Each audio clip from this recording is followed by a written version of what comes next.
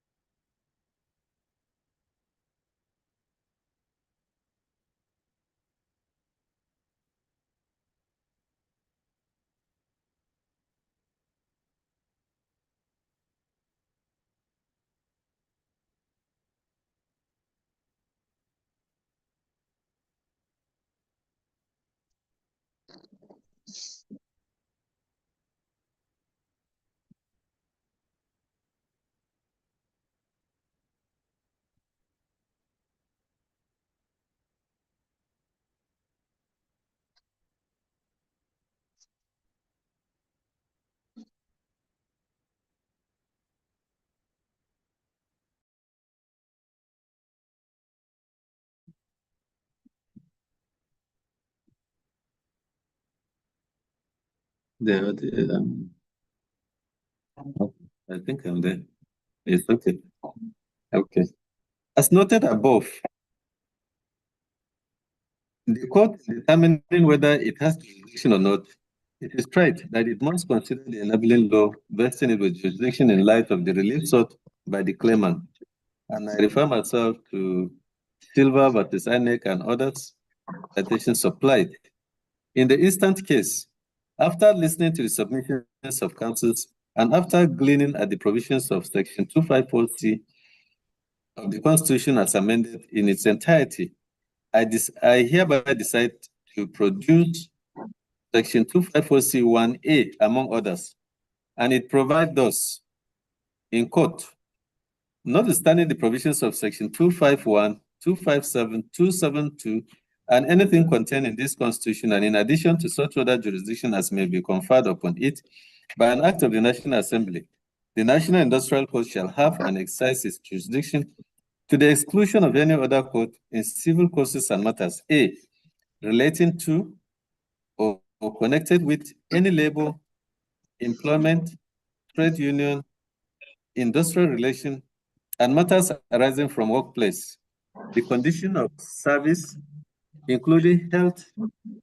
safety, welfare of labor, employee, worker, and matters incidental thereto or connected therewith.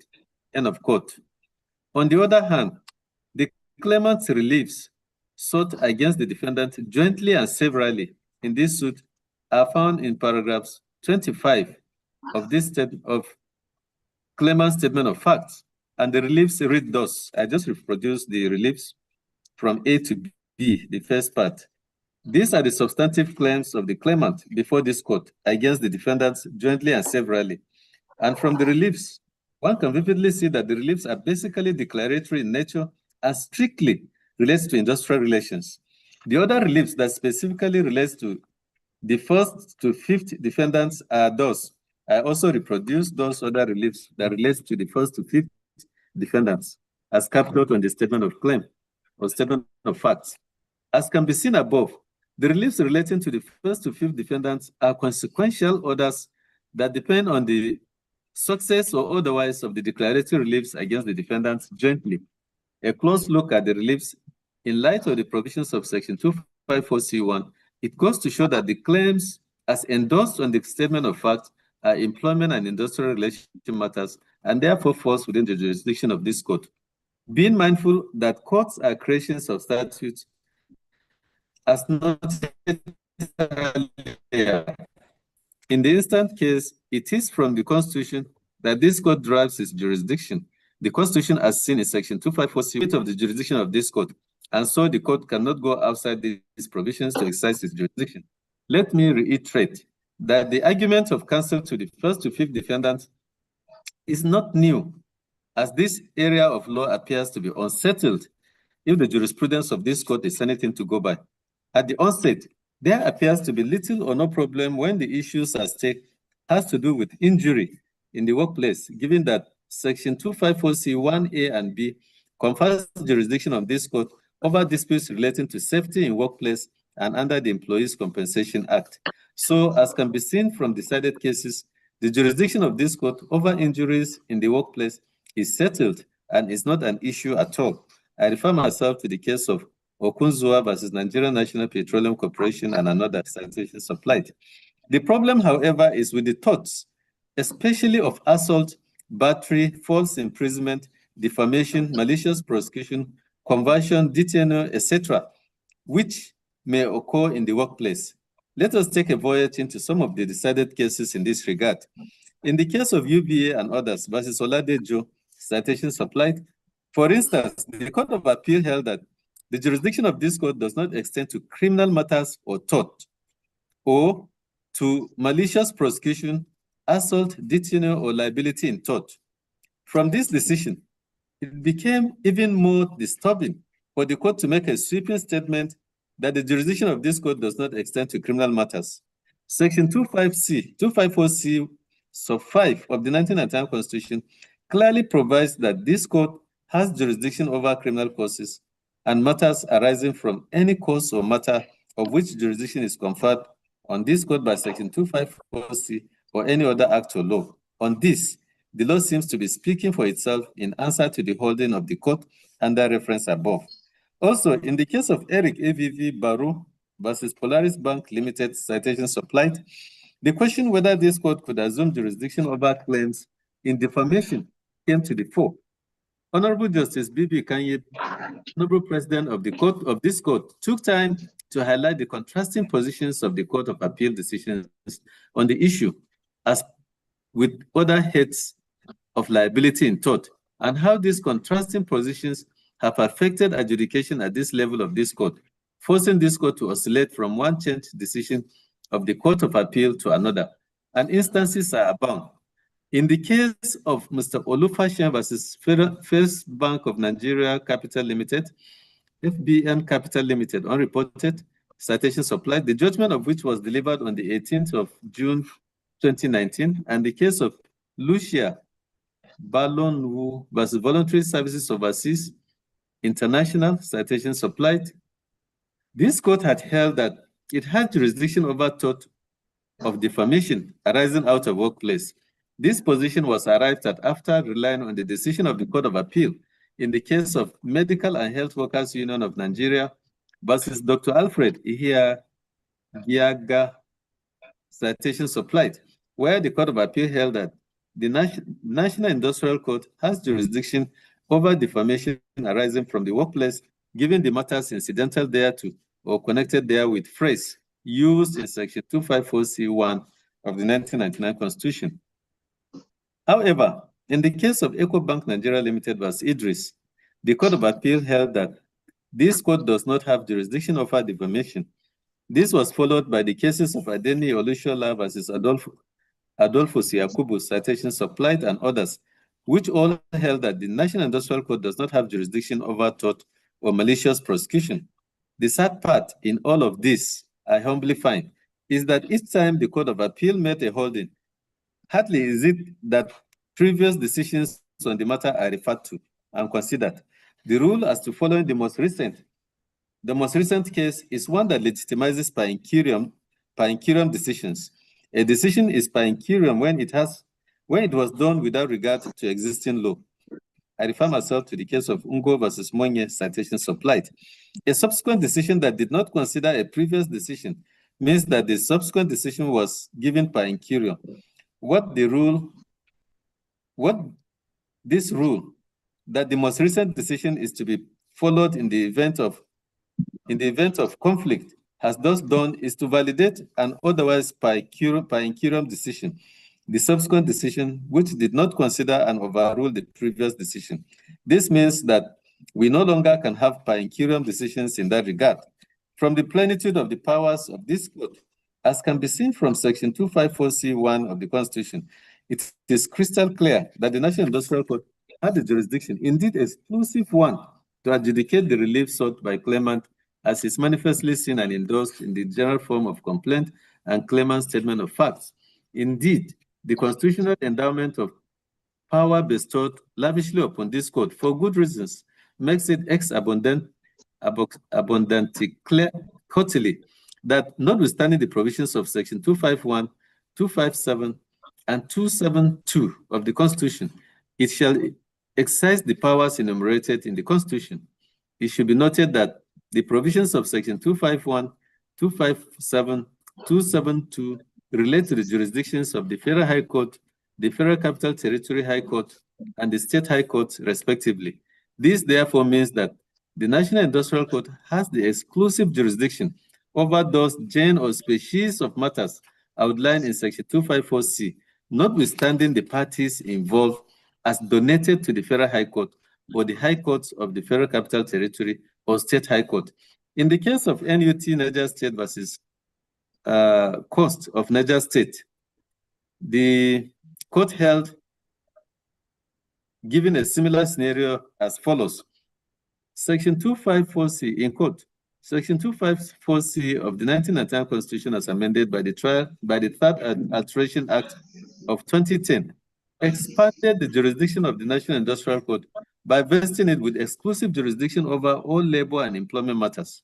In the instant case, by virtue of the new provision, the trial court's jurisdiction completely migrated to the National Industrial Court, which forthwith has exclusive jurisdiction in all matters as enumerated. End of quote. There is no doubt that this court has the substantive jurisdiction to entertain this matter, being reliefs arising out of a workplace and conferred on it by the 1999 Constitution as amended.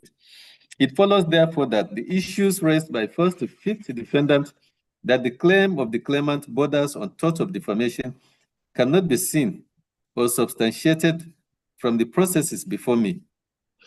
It follows, therefore, that the issues raised by the first to fifth defendant, that the claim of the claimant borders on tort of defamation, cannot be seen or substantiated from the process before me. The provisions of Section 254C1A that clearly and in unmistaken terms provides that the court shall have an exercise jurisdiction to the exclusion of any other court in civil matters, in civil causes and matters in court relating to or connected with any labor, employment, trade unions, industrial relations, and matters arising from workplace, the conditions of service, including health, safety, welfare of labor, employee, worker, and matters incidental thereto or connected therewith, unquote.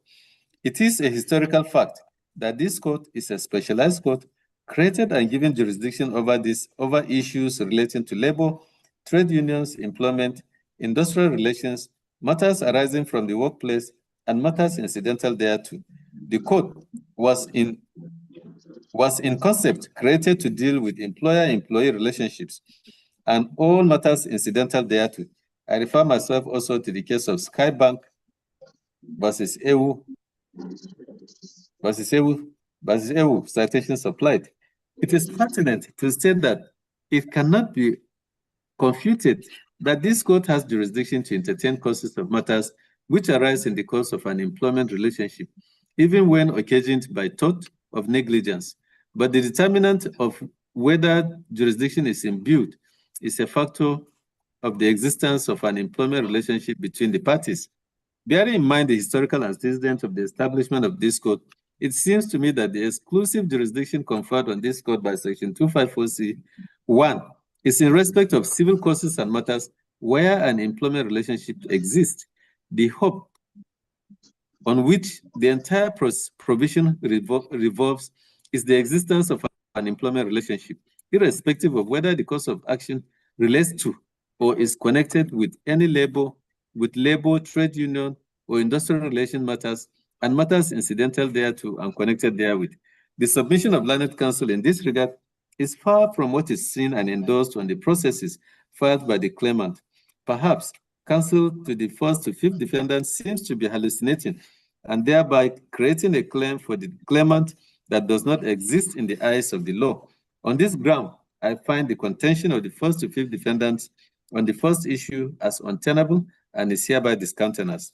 This I so hold. On issue 2, I want to state here that the 6th to 7th defendants, those served with the originating processes in this suit, as well as several hearing notices as could be seen on record. The 6th to 7th defendants failed and or refused to cause any appearance to be entered or defend this suit in any way.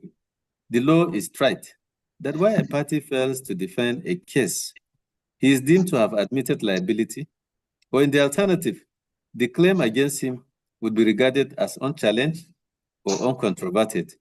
I refer myself to the case of Commissioner of Police, Anambra State, and another versus A.A. Omokui International, citation supplied.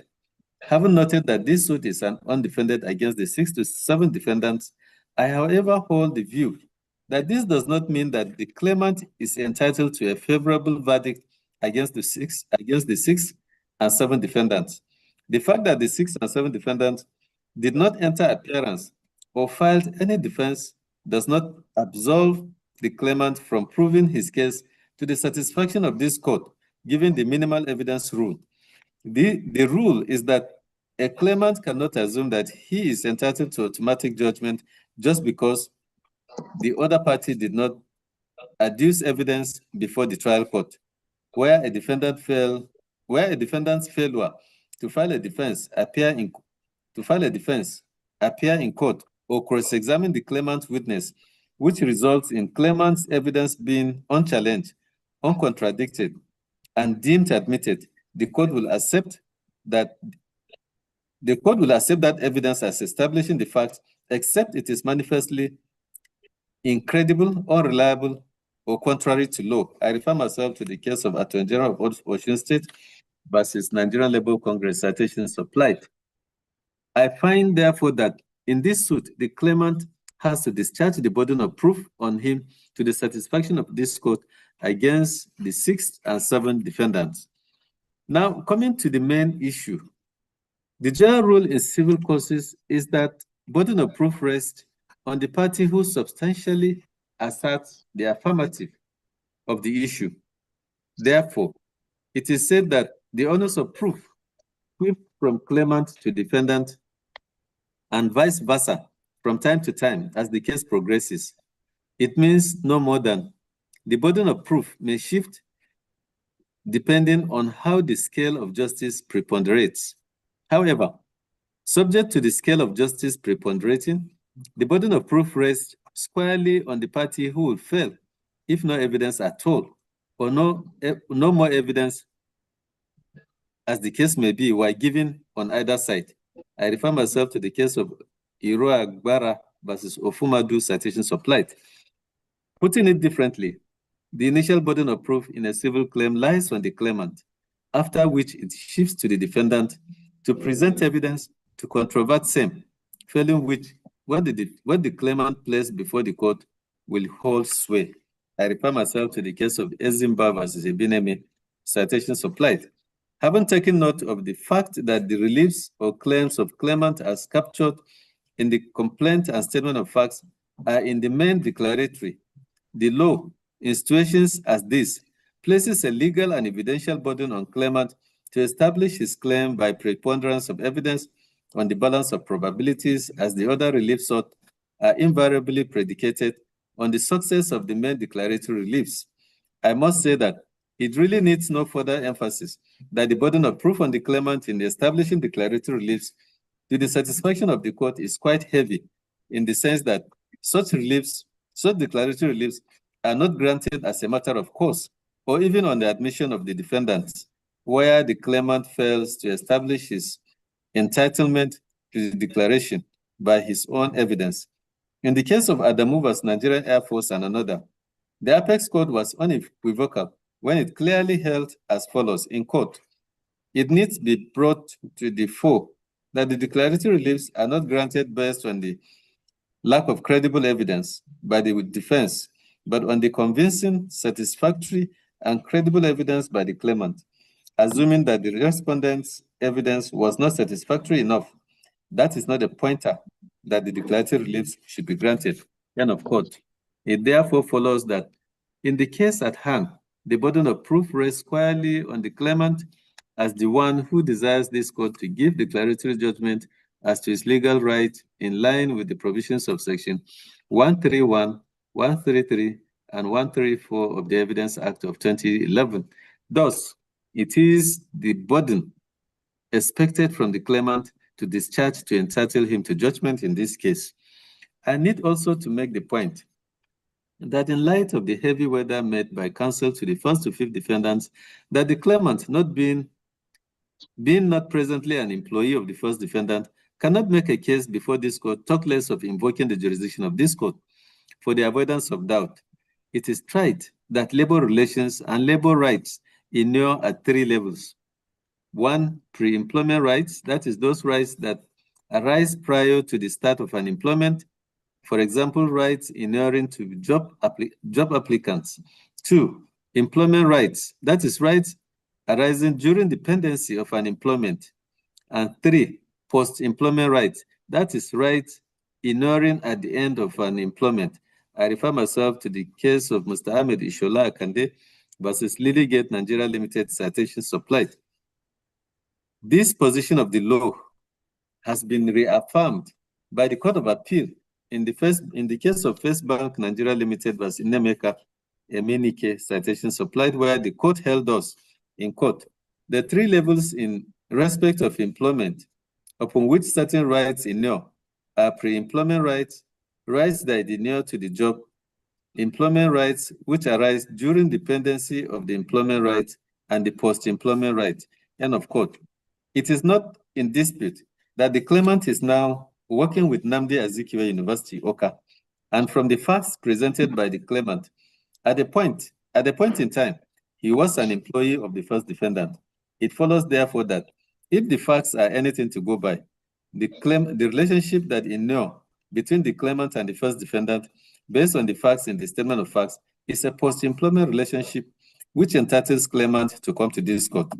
The case of the claimant is that he was employed by the first defendant via a letter of appointment, Exhibit Odo 1, dated 31st day of July 2014, as a visiting reader for 1 year. However, claimant's visiting status was converted to tenure appointment, which was approved by the first and second defendants, and a letter of offer issued to claimant via an offer of tenure appointment letter dated 30th day of April 2015, Exhibit Odo 2. And by 12th day of November of 2015, the first defendant promoted claimant to the post of a professor via a letter of promotion to the post of professor, Exhibit Odo 6, after being assessed by 3 professors via Exhibit Odo 5. Claimant also tendered a letter of approval of his leave of absence from first defendant to serve as secretary to the state government of Ebonyi State, which is marked as Exhibit Odo 4, issued on the 11th day of June 2015, and the first bank statement of account of the claimant showing evidence of salary payment being paid to the claimant by first defendant and marked as Exhibit Odo 7. The first to fifth defendants, however, denied that the claimant was ever employed by the first defendant, nor was his appointment converted, or was claimant even promoted to the post of a professor by the first defendant. The first to fifth defendants also objected to the admissibility of these documents, which are the proof of claimant's employment relationship with the first defendant, on 3 grounds. 1, that the documents are not authorized by any officer of the first defendant. 2, that the documents are not in the custody of any of the first defendant officers. And 3, that they are not certified in accordance with Section 104 of the Evidence Act. The first to fifth defendants further contended that the purported appointment and promotion of the claimant was not in accordance with the laid-down rules and regulations governing appointment, promotion, and discipline of staff of the first defendant, which was tendered and admitted as and marked as Exhibit Kaura 1. Based on these objections raised by counsel to the first to fifth defendants on the admissibility of the document tendered in proof of the appointment of the claimant, I took time to study the document in light of the provisions of Section 104 of the Evidence Act and other reasons canvassed. I found this common thread that seems to run through the first 3 documents said to be issued by the first defendant. 1, that all these documents are signed by one Ibrahim B. Kaura as the registrar of the first defendant. 2, that the documents are on an official letter-headed paper of the first defendant and carries the reference number of the defendant. And 3, that the appointment of claimant by first defendant by Exhibit Odo 2 has a statutory flavor. The 4th and 5th defendants are not, who are now occupants of the offices of the 2nd and 3rd defendants, did not give evidence in person to challenge and or contradict these pieces of evidence despite being parties in this suit.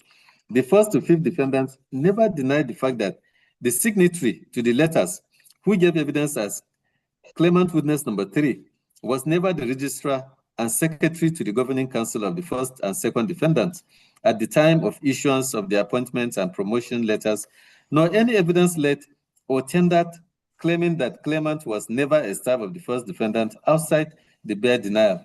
The 1st to 5th defendant, through defense witness number 1, however, stated in evidence that 1st defendant was established in 2013, and witness categorically said he does not know whether between 2013 to 2014, the 1st defendant ever employed the claimant. Defense witness number 1 further gave reasons to justify this piece of evidence. 1, that he was never a member of the governing council of the 1st defendant at any time. 2, and that he was not in the employment of the 1st defendant from 2013 to 2018, simply because he was employed by the 1st defendant only in 2019. On the issue of admissibility of the document, it is the contention of counsel that in as much as the custody of the documents are doubtful, the documents should be rejected, as claimant did not lay foundation to show how he came about the originals of the document. On this point, I discovered after a close look at the documents, which are in form of letters, are all addressed.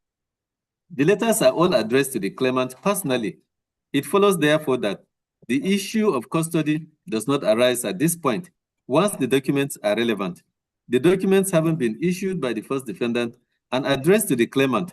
I still wonder where the 1st to 5th defendants counsel wants the custody of the Exhibit Odo 1, 2, 4, and 6 would have been, apart from the addressee, who is the claimant in this suit. Assuming without considering that the documents are not admissible under the Evidence Act, I am mindful that inasmuch as the documents sought to be tendered as exhibit are relevant under the Evidence Act, under the labor jurisprudence, and especially Section 12 of the National Industrial Code Act of 2006, these documents are admissible. The guiding principle of this code in the administration of labor justice is justice, informality, flexibility, and speed. This code is enjoined to as circumstances warrant, to regulate its procedure and proceedings as it thinks fit in the interest of justice, and shall be bound by the Evidence Act, but may depart from it also in the interest of justice. This position of the code is statutorily affirmed by Section 12(1) and 2 of the National Industrial Code Act of 2006. I need to state at this point that this code, as an institution of social justice, it meant to resolve disputes in a manner that weighs social justice against technical justice. It may interest counsel to 1st to 5th defendants to note that the Supreme Court decision in the case of Okoibo versus Police Council, citation supplied, to note the Supreme Court decision in the case of Okoibo versus Police Council, citation supplied, This is a case which revolves around a number of issues, among which is whether the fact of employment can even be proved circumstantially or by direct evidence in terms of pleading and tendering of letter of employment. The Supreme Court restated the general principle of law in termination of appointment that when an employee complains that his employment has been wrongfully terminated or that he was wrongfully dismissed, he has the burden not only to place before the court the terms and conditions of the employment, but the manner in which the said employment or conditions were breached by the employer. The court went on to state that in the case under consideration, one major term of employment is the payment of salary, which was not controverted or contradicted. The court unanimously held that it was proof that the appellant was employed as a policeman, even in the absence of an employment letter. The court held that both the High Court and the Court of Appeal were wrong to have dismissed the appellant's case on the ground that he failed to plead and lead credible evidence to support his claim as to his employment relationship with the employer. Again, in the case of Mobile Producing Nigeria Unlimited versus Udo, citation supplied, the court was ready to accept even oral evidence of Mr. Udo, stating how he was employed in September of 1991 as proof of his employment relationship. The point I'm trying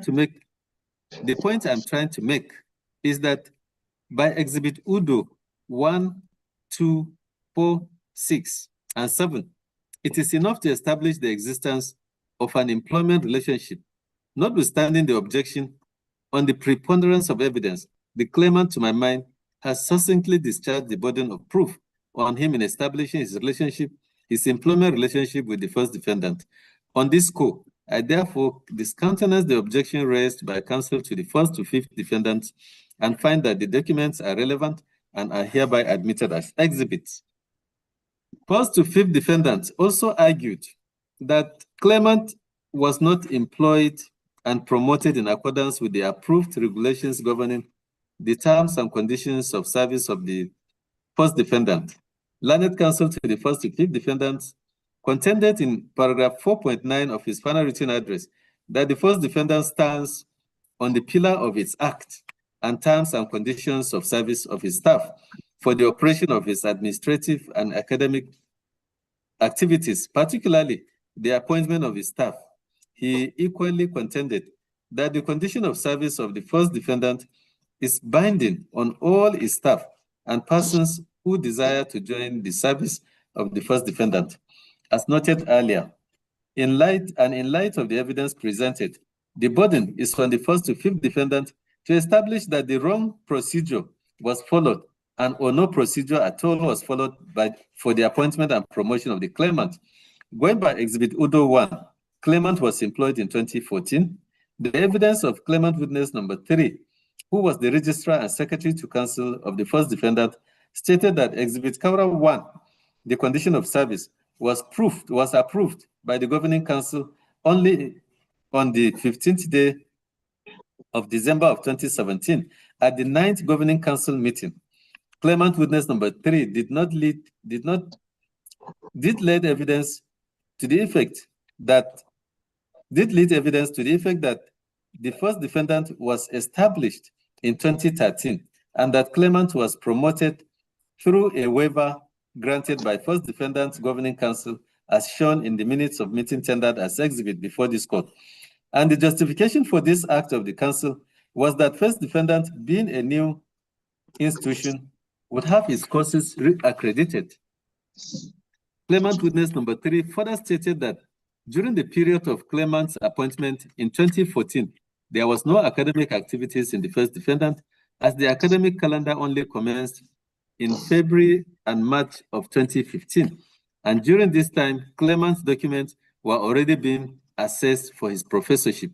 Apart from defense witness 1, first to fifth defendants also called defense witness number 2, who was neither a council member of the first defendant nor the vice chancellor or registrar of the first defendant. This witness succeeded in confirming that claimant witness number 3 was the registrar and secretary to the first defendant's governing council during this period. These pieces of evidence of claimant witness number 3 were never challenged and or discredited in any way. It is law that evidence not challenged or discredited should be relied on if such evidence is adduced to establish a relevant fact. I refer myself to the case of CBN versus Okoji. I find that the evidence of claimant witness number 3 is credible, and I accept the evidence of claimant witness number 3 as nothing but the truth. In all of this, the 6th and 7th defendants' non-appearance and silence means admission of the evidence adduced by the claimant witness as true. It is tried that a defendant who fails to file statement of defense cannot lead oral evidence and is deemed to have admitted the claim in the statement of claim. I refer myself to the case of Okoibo vs. Police Council, Supra. The 6th and 7th defendants throughout the proceedings failed to respond to this suit in any way, thereby leaving this court to find that the 6th and 7th defendants are deemed to have admitted the claim of the claimant. I had found that the 1st to 5th defendants' counsel, on the footing of the evidence procured from the crucible of cross-examination of claimant counsel witnesses, seems to build his case on this without giving emphasis to his pleadings. Those pieces of evidence, without tying it to 1st to 5th defendants' pleadings, are of no moment in this case. The reason is this: the 1st to 5th defendants abandoned their pleadings when they rested their case on the pieces of evidence procured from the cross-examination of claimant witnesses. The import of this is very significant. These elicited pieces of evidence, which must be erected on the facts pleaded, became orphans. In other words, there were no pleadings to parent them. The consequences is there. It follows that they had no substratum to stand and command any viability. In a nutshell, they were impotent, castrated to deflate the claimant's evidence. I refer myself to the case of University of Calabar and others versus Effiong, citation supplied. Flowing from all of this, in the absence of any evidence to the contrary, I find that the claimant was indeed employed by the 1st defendant, effective 31st July of 2014, as a visiting reader, and the appointment was later converted to a tenure appointment effective 30th day of April of 2015, and this I saw whole. The other issue put forward by the 1st to 5th defendant is whether the former registrar of the 1st defendant, that is claimant witness number 3, who left office in 2018, has the power to certify documents in the custody of the 1st defendant. Of course, the answer is categorically no. Under our labor jurisprudence, a former public officer generally does not have the authority to certify public documents, once the officer is out of office. Certification of documents typically requires current authorization or official capacity, such as that of an active officer or an authorized representative. I am mindful that the certification of documents is as provided under Section 89, 90, and 104 of the Evidence Act, and this was not properly complied with. The Evidence Act applies to proceedings in this court, but Section 12 of the National Industrial Code Act of 2006, as highlighted above, empowers this court to depart from the strict rules of evidence in the interest of justice, where rigid application will cause injustice. I refer myself to the case of Mr. Mofitau Olashun versus Police Service Commission, citation supplied. Also, ruling on the applicability of Section 12 of the National Industrial Code Act, Amadi JCA, in the case of Mr. Victor Adegboyu versus United Bank for Africa, citation supplied, also referred to the case of SEC versus Abilo Obuso, citation supplied, often touted as overruling Section 12(2) of the National Industrial Code Act of 2006, and held that it did not invalidate or diminish in any manner the purport of Section 12(2) of the National Industrial Code Act. His Lordship, after distinguishing SEC versus Abilo Obuboso Supra, held that the trial court, that's the National Industrial Code, should have applied Section 12(2) of the National Industrial Code Act of 2006 to admit a document that was crucial for the just determination of the suit. This is exactly what I have. This is exactly what I have just done in this case. The document being crucial and relevant, I consider rejecting same as fatal to the justice of this case. I find that the document's authenticity is not in dispute, and therefore rejection would occasion a miscarriage of justice. Therefore, although the documents are wrongly certified and ordinarily inadmissible under the Evidence Act, in the interest of justice and pursuant to Section 12 of the National Industrial Code Act of 2006, I admit and mark the documents as exhibit. This I so hold. It is also the contention of the eighth defendant via its final written address, which was the only application moved in this case, that the suit of the claimant has not disclosed any reasonable course of action against it. It is equally the submission of the learned counsel that failure of the claimant to show the wrongful act of the eighth defendant, which has caused him any injury or damage for which he has instituted this suit, shows that there is no cause of action against the eighth defendant, as there is no any relief claimed against the eighth defendant. Let me start by saying that the office of the eighth defendant is a public office having been created by virtue of Section 150 of the Constitution of the 1999 Constitution as amended. The Constitution described the eighth defendant as the chief law officer of the Federation. In the case of the Honorable Justice Raliat Elehu Habib and others versus Attorney General of the Federation, the office of the Honorable Attorney General of the Federation was described per Adeke JSC in the following words. Section 151 of the 1999 Constitution stipulates that there shall be an Attorney General of the Federation who shall be the chief law officer of the Federation and a minister of the government of the Federation. The Federal Attorney General is the chief law officer of the Federation. He is the custodian and protector of the Constitution. He is competent to sue in any suit against the federal government or any of its agencies. Any case involving any case involving the interpretation of the Constitution as it affects our democratic system of government and the doctrine of separation of powers entrenched in our Constitution, or any suit which poses a threat to the independence of any arm of government, must have the Attorney General of the Federation as an inevitable party, unquote.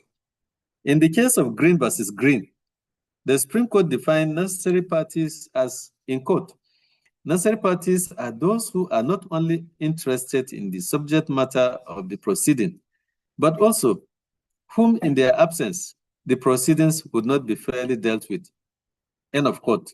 I refer myself also to the case of Bwacha versus Kenya, citation supplied. From the spirit and letters of the Constitution, it seems to me that the Attorney General of the Federation ordinarily should not be a party to suit where the claimant sues a specific agency of government directly.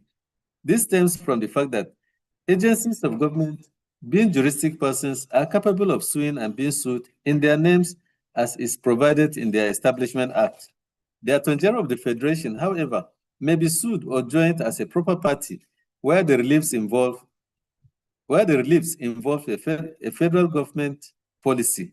Even at this, I see that this is only permissive and not compulsory. In the instant case, the claimant's relief, as contained in the complaint and statement of facts, show that there is no relief being sought against the eighth defendant specifically, and also that this suit can be effectively and completely determined by the court without the presence of the eighth defendant as a party. Hence, I find that the eighth defendant is not a necessary party to this suit. Accordingly, the name of the eighth defendant is hereby struck out. This I so hold. The claimant claims of 2 billion naira only for special damages, special and general damages against the first to fifth defendant. Against the claimant claims the sum of 2 billion naira only for special and general damages against the first to fifth defendants. It is a well-settled principle of law that once it has been found by a court that a party is liable for a breach of contract, award of general damages follows, and such damages need not to be specifically pleaded as they are not in the nature of special damages. In determining the quantum of damages to be awarded, it behoves on the court to exercise its discretion, taking into consideration the evidence before it. I refer myself to the case of Ekan Afolabi vs. Stephen Ola, citation supplied. Therefore, in the light of my holdings, I find that the claimant's reputation and good name ought to be protected by law. I find that the claimant's name was sullied without any cause or justification accordingly. He is entitled to a form of compensation. This I so hold. From the foregoing, I hereby find on the whole that the claimant's suit succeeds on the following parts. 1. Declaration is hereby granted that the claimant was an employee of the Federal University, Gusau, Zamfara State. 2. A declaration is hereby granted that the Federal University, Gusau, Zamfara State promoted and appointed the claimant as a professor of geological science. 3. A declaration is hereby granted that the promotion letter to the post of a professor dated the 12th day of November 2015 issued to the claimant by the first defendant is valid and subsisting. 4. An order is hereby granted mandating the first to 7 defendants to accord the claimant all the rights, benefits, and privileges entitled to a professor of geological science. 5. An order is hereby granted mandating the first to 5th defendants to jointly write a letter of apology to the claimant for the publications against claimant's employment in the first defendant and his promotion to the rank of a professor. 6. An order is hereby granted striking out the name of this 8th defendant in this suit. 7. Claimant is hereby awarded the sum of 5 million naira as general damages. Judgment is entered accordingly. There is no order as to cost. As the court pleases.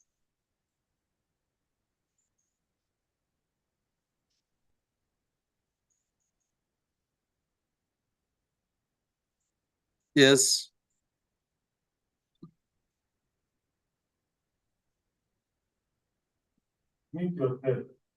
Unmute yourself. Okay. Yeah. Thank you, my lord. We are very much grateful with this very sound judgment. We are very much grateful. Thank you, my lord.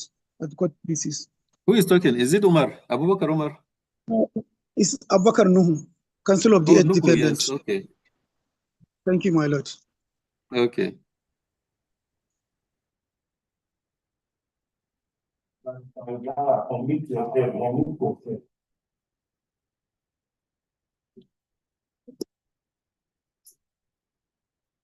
Okay. My Lord, I'm so grateful for this resound judgment.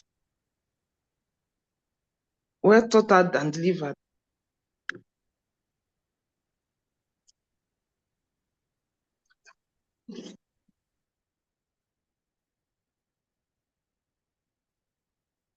Okay.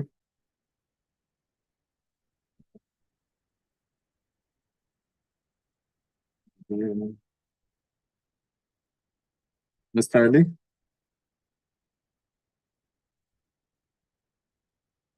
Mr. Ali, are you there? Okay.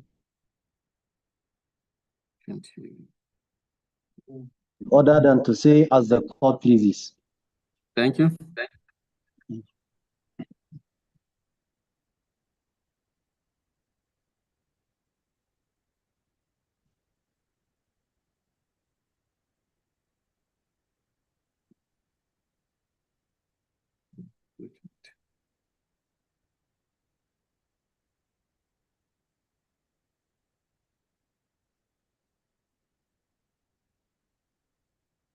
That's all.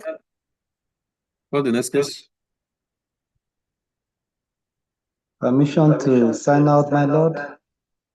Thank you.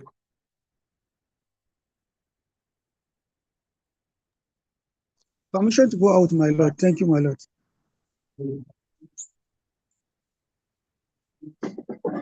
My lord, permission to go out.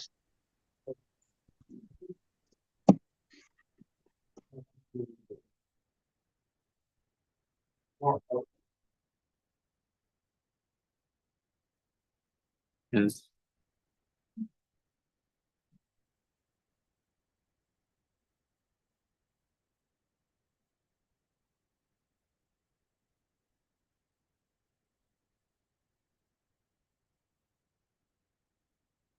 Registrar, where is the file?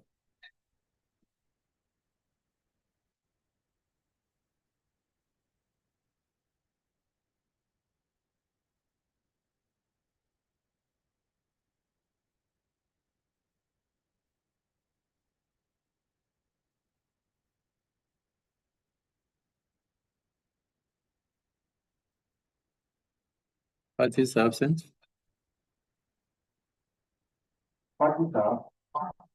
Okay.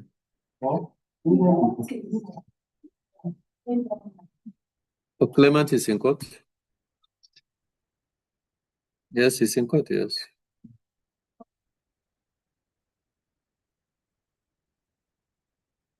Defendant, all of them are absent? Yes.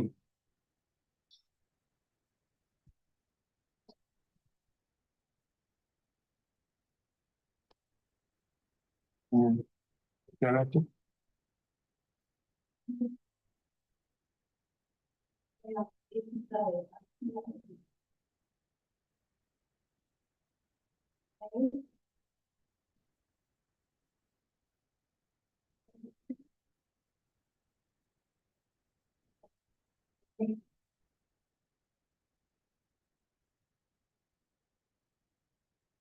Uzo.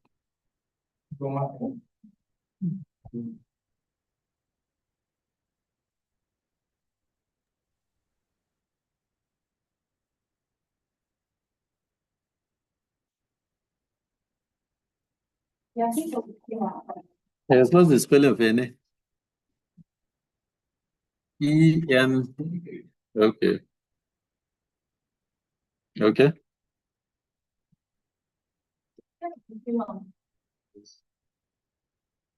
Yes.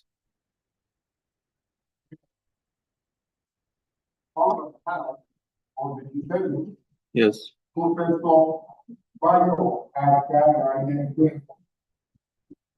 Professor Bayo.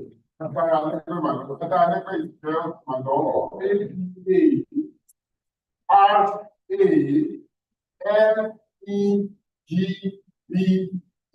Okay.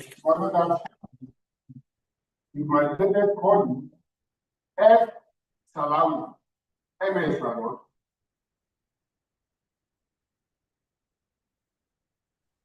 Okay, you appear for, For this opportunity. yes, you appear for the defendant. For the defendant, all the defendants. All six defendants. Okay. We are grateful. Yes.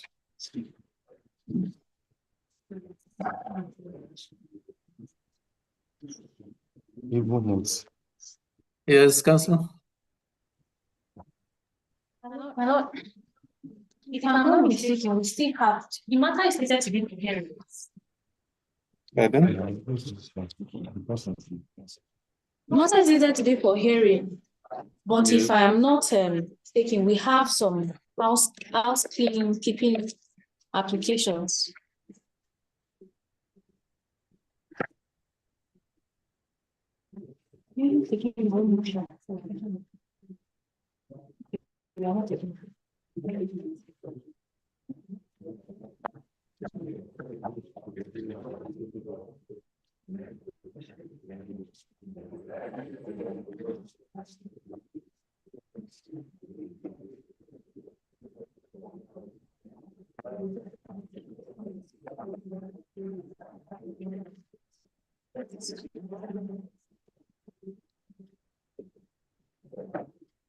Registrar. That's one.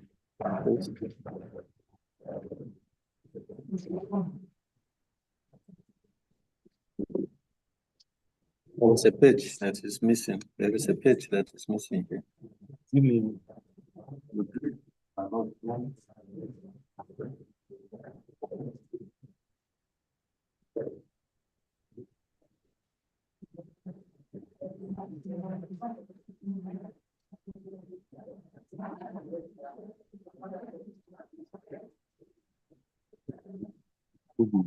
If you come instead of so this one now will go to that job.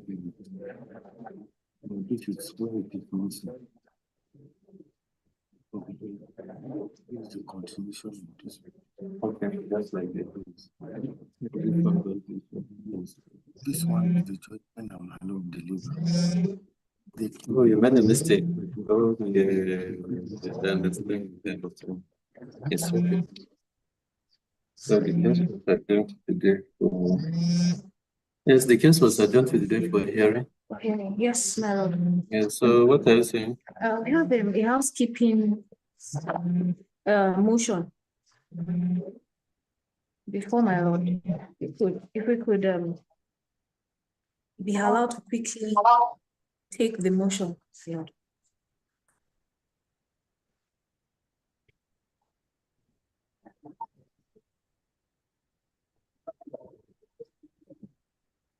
Can you refer me to? Yes, It's a motion on notice for leave to granting our extension of time, and it's dated 24th day of July 2025. It's okay. But rules, system.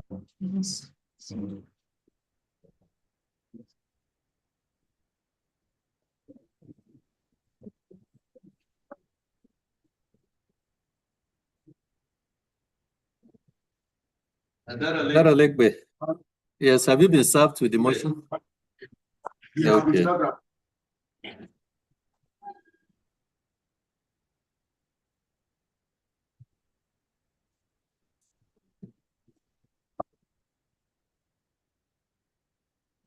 Tell him to omit himself. I'm omitted now. Okay.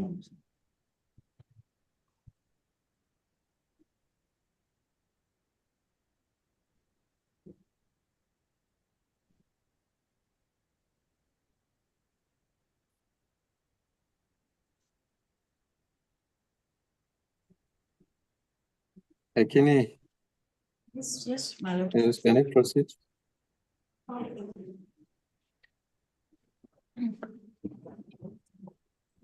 Before the motion of notice, it's dated the 24th of July 2025. 24th day of July 2025. And filed on same day.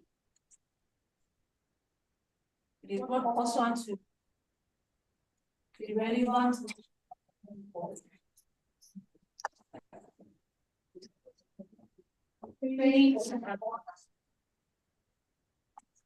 granting leave of time within which they find ourselves required to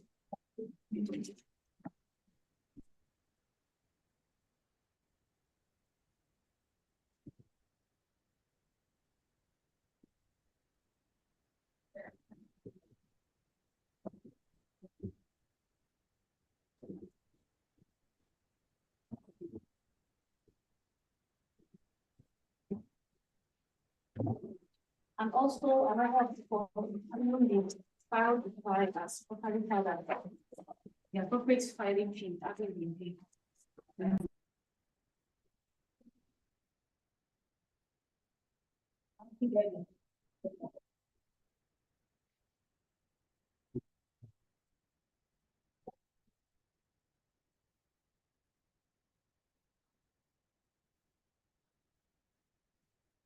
You should move in terms. He's not opposing the application. Okay. Mm-hmm.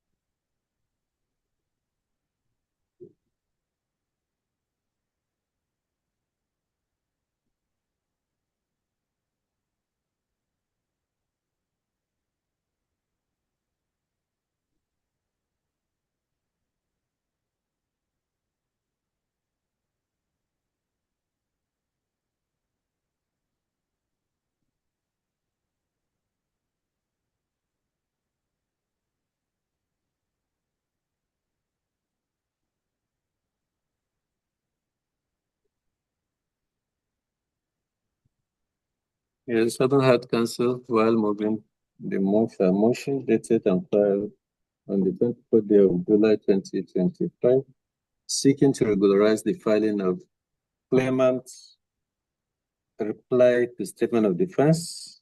The motion having not been objected is accordingly hereby granted as read.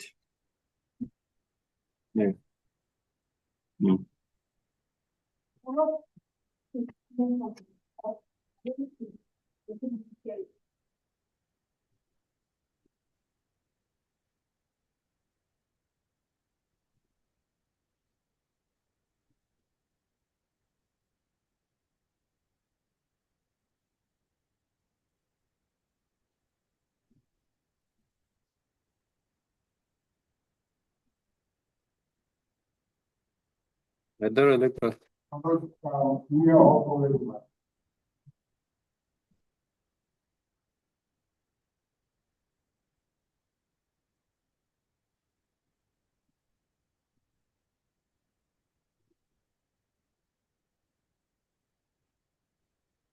So can proceed.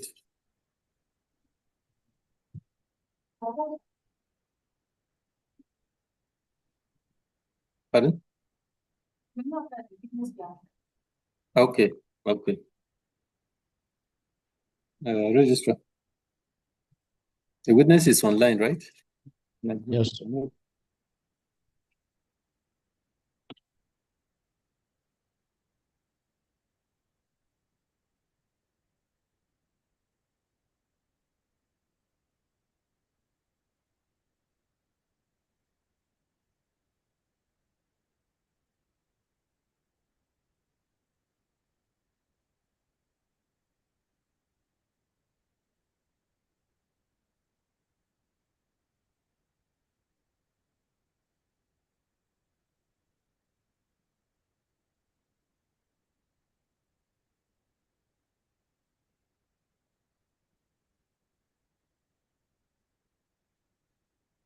Yes.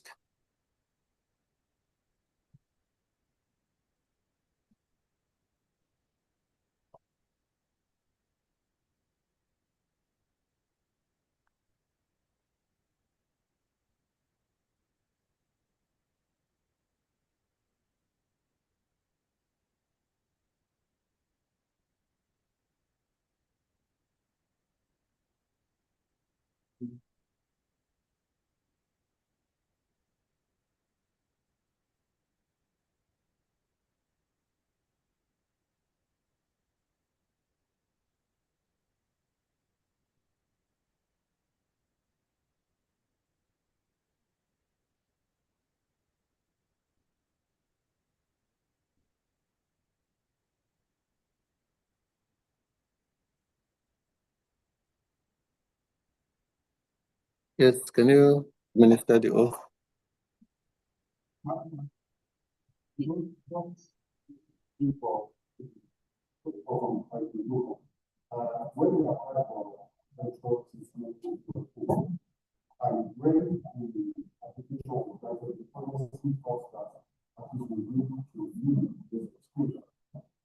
Don't you have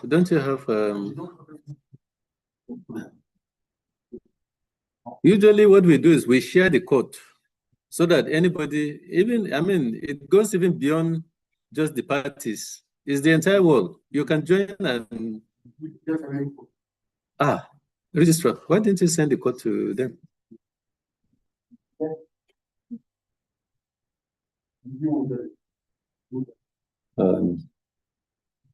Yes, I think that's this is usually done a day too. Yes.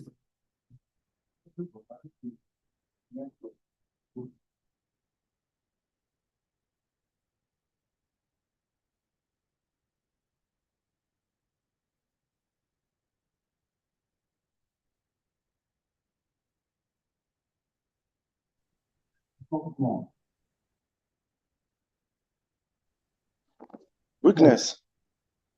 Call his Yes. name, Mr. Yes. Okafo Chidi. Yes, I am here. Okay. This is Bible. You are going to repeat after me. Okay. Put your hand up. Say, I, then your name. I, Chidi Okafor Justin, I swear in the name of Almighty God, I swear in the name of the Bible, Almighty God, Almighty God, I swear in the name of Almighty God, that the evidence I have given in this case that the evidence I've given is this day, the yes. evidence I have given in this case, The evidence I've given this day, the evidence the evidence I've given this day, I shall give. case,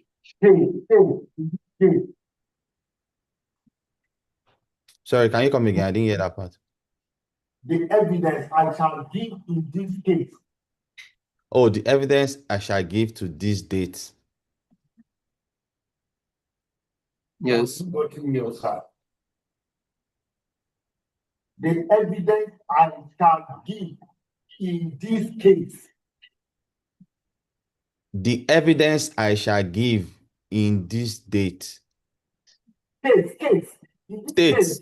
This states, yes. Not case.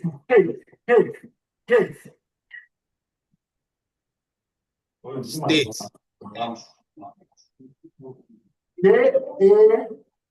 No, Case. C-A-S-E, case. In Oh, this this case. case. This case, sorry. Uh-huh. The evidence I shall give in this case. Yeah, before this court. Before this court. Shall be the truth. Shall be the truth. The whole truth. The whole truth. Nothing but the truth. Nothing but the truth. So help me God. So help me God.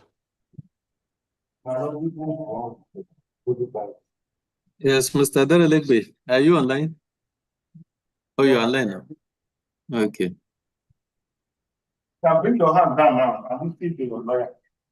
Okay. Yes, I can hear.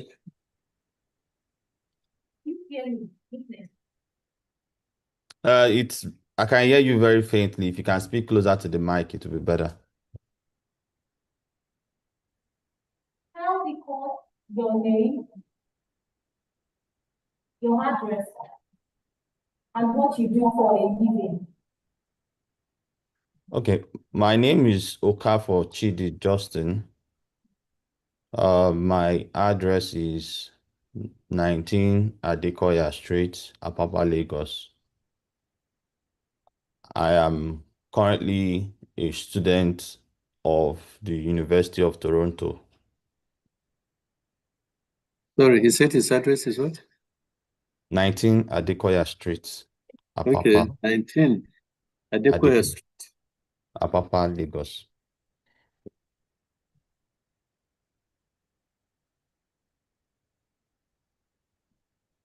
And what do you do for a living? I am currently a student of the University of Toronto.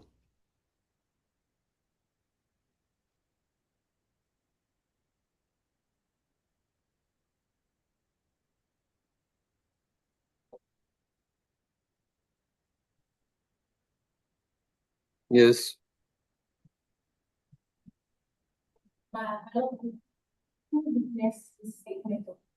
Yes. Simultaneously. Witness for my back to the second day of September 2024. Recall that we report to the witness statement of the that's on my back to the second day of September 2024. You recall that we proposed for a witness statement of the Yes. What did? witness statement of will you be able to identify that? Yes.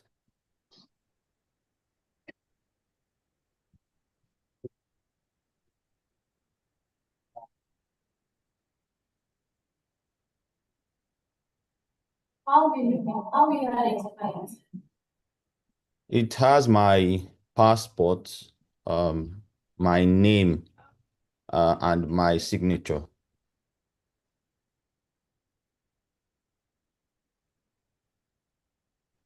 Yes.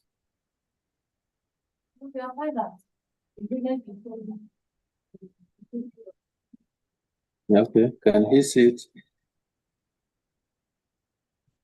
Yes. Show him the signature. Yes, I can see it. The picture. Yes.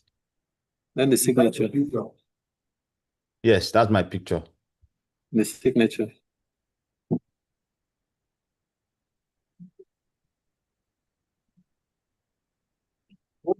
Yes. Yes, that's my signature.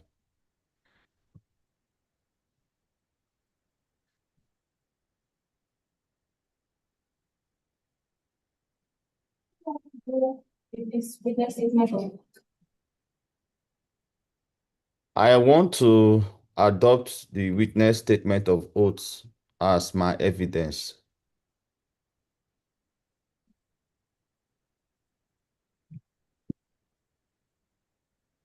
Cast your mind back to the 28th of October, 2020.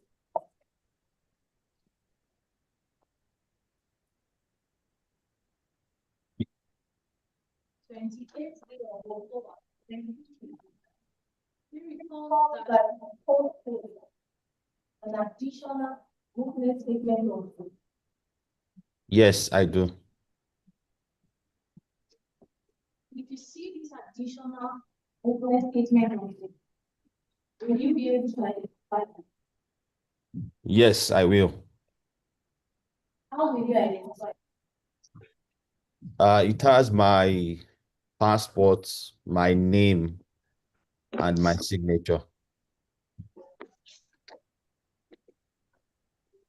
Take a look at it.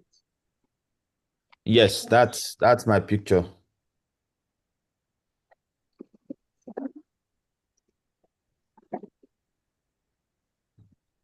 And that's my yes, that's my signature.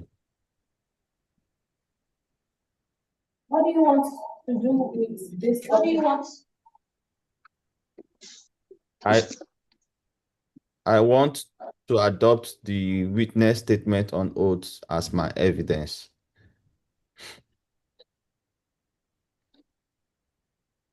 And what the witness has statements. Witness in paragraph 8 of your witness statement. The first one, just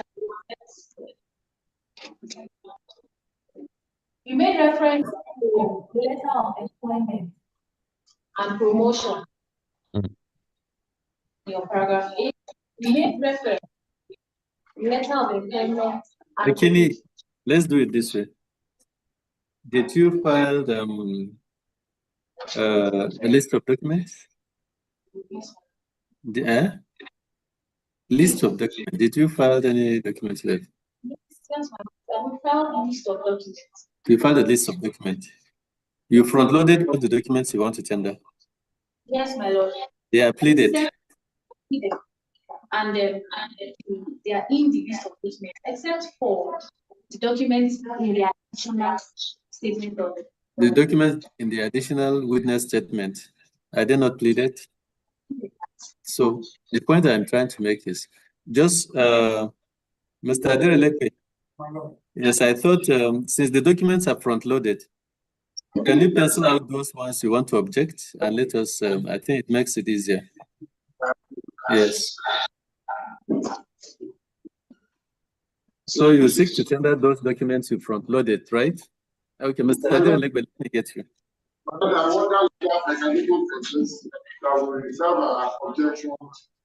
That is what we do here. That is what we do here, actually. You reserve your objection to address. It's okay. Okay. So, Kini, I'm recording you as applying to tender the documents, right? Yeah.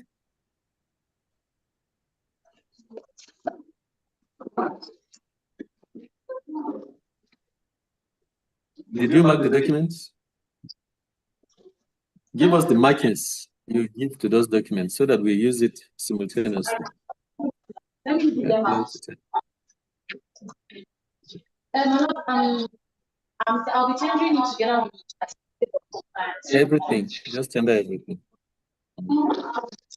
First, we have the letter of the I'm coming with everything. Okay.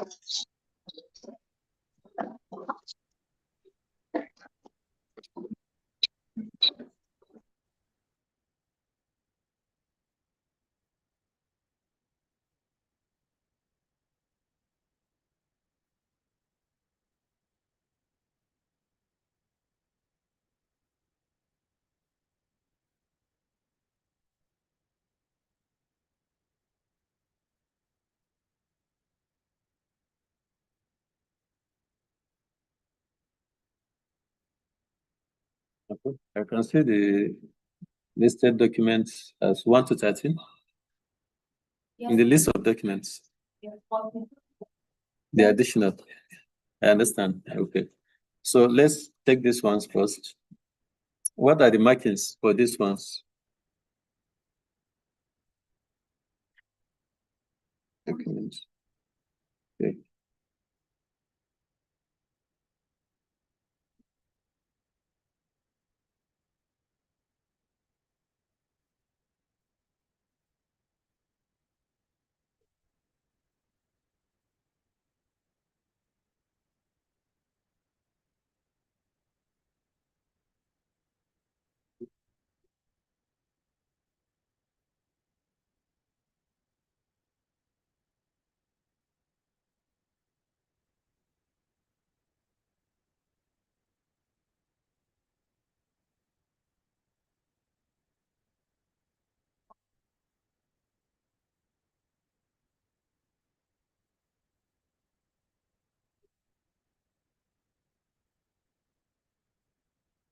You mark them as an extra 1, 2, 3, right? I'm seeing something like that in it. Yes, I've seen an extra 1, an extra 2, right? So up to an extra 13 marking.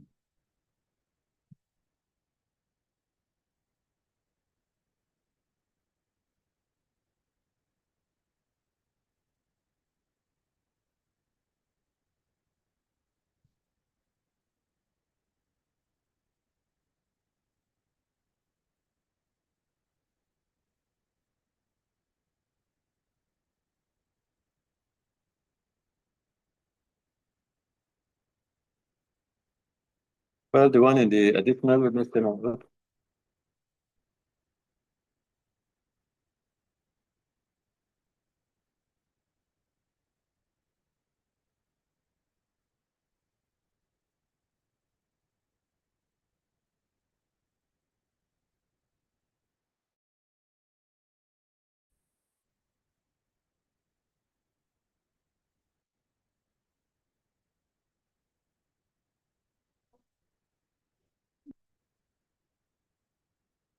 You got the marking?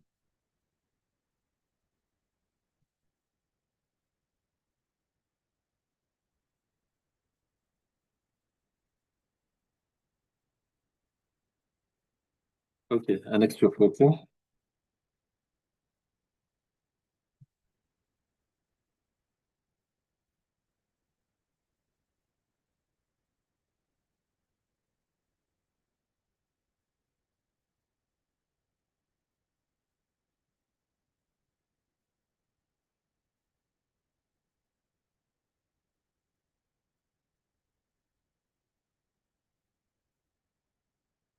Extra 14 to 21.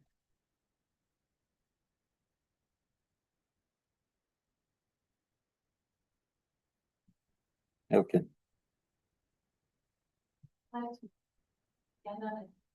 Yes. Adele, let me, you reserve your objection to final written address? Okay.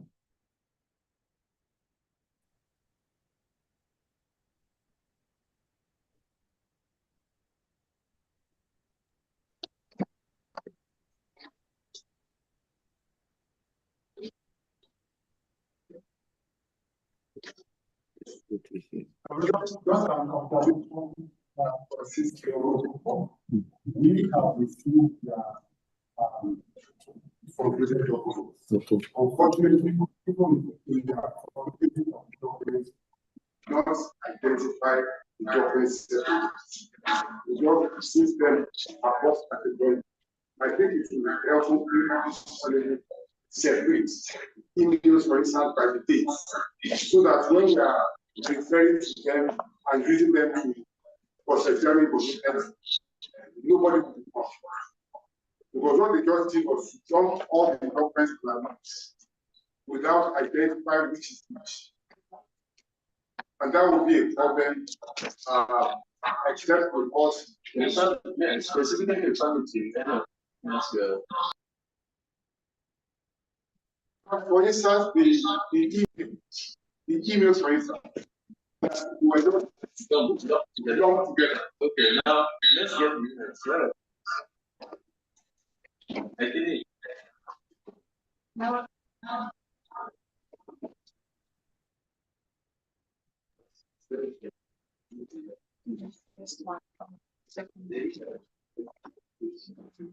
So what? Just a minute, Alex.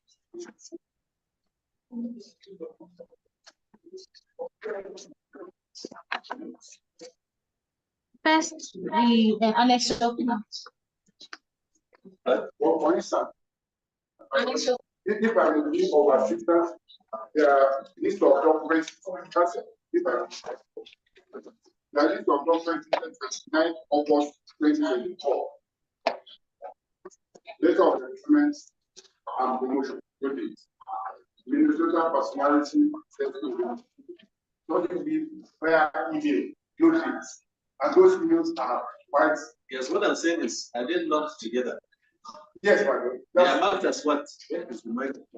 Annex 3. Annex Just 3. the set of emails. So if they are Annex 3, I want them to look like Annex 3 A, B, C, D. Depending on the number of the other annexed documents. Okay. I don't know whether I get to I understand fully. Okay. I think that's a better approach. So the documents, so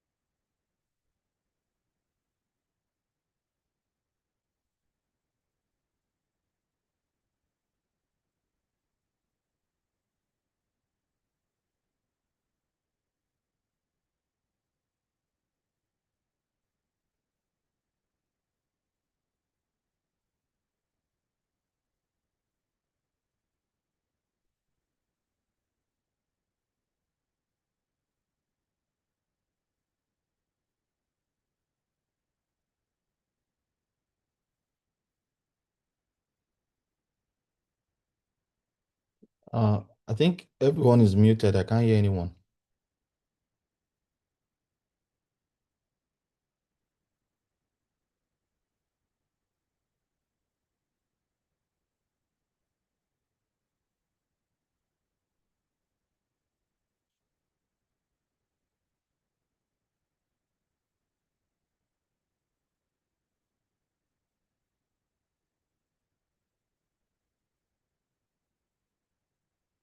Are you ready? Okay, okay.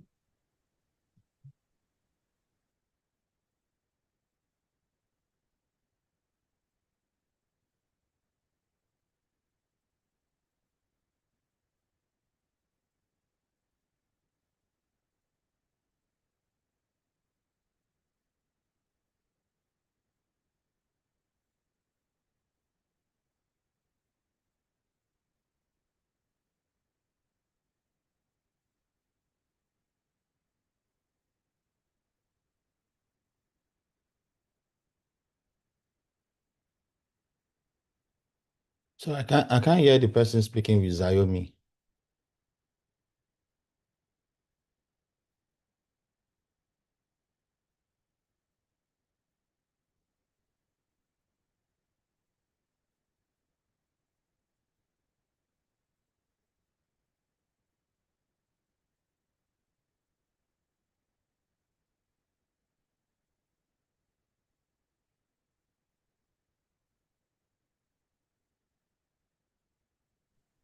Can you hear me, witness? Oh, yes, I can hear now.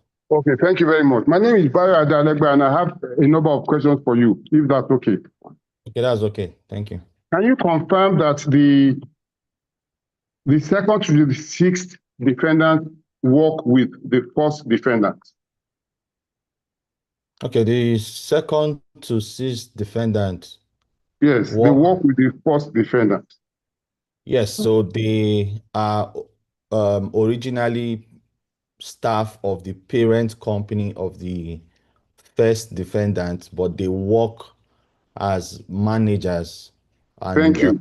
So you confirm that you confirm that they are staff of the first NLNG shipping and marine, right? Yes, they are managers of the of the first defendant. Yes. Thank you. And can you okay. He confirmed that they are staff of the force. So let me clarify. I don't know whether the audio is also playing out on your lordship set. Okay. So clarify. Okay, I want to clarify.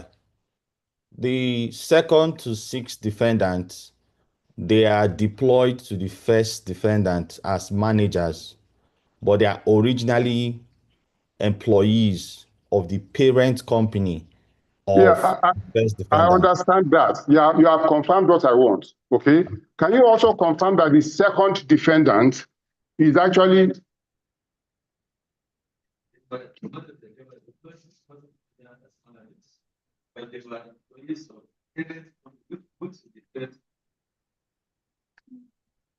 my lord, that's not pleaded. So that is what he has said, yes, but it's not the part that is relevant to my answer. He has answered. Are they staff of the force? Yes, they are staff. He has confirmed. Yeah. So what I said is Nigeria LNG is the parent company of the first defendant. Nigeria LNG Limited is the parent company of the first defendant.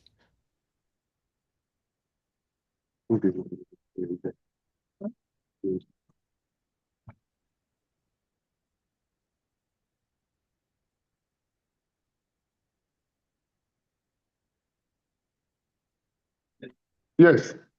The same Nigeria LNG is the parent company of the first defendant.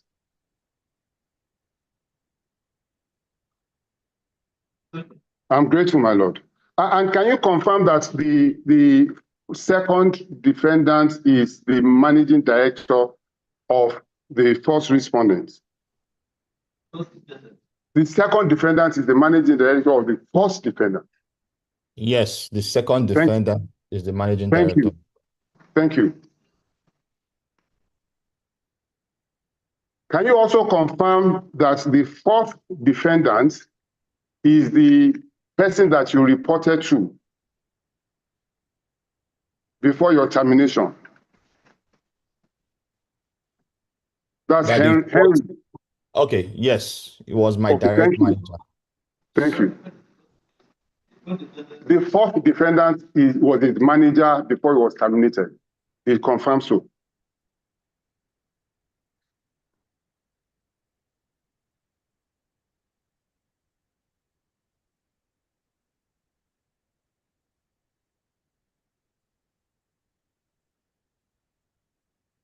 And can you also confirm that the third, fifth, and sixth defendants were actually acted in the role of the panel that investigated your conduct? So the third, the fifth, and the sixth. The They were third part of the disciplinary committee that produced a report concerning your investigation. So the third and the fifth defendant, yes, participated as members of the panel for the committee.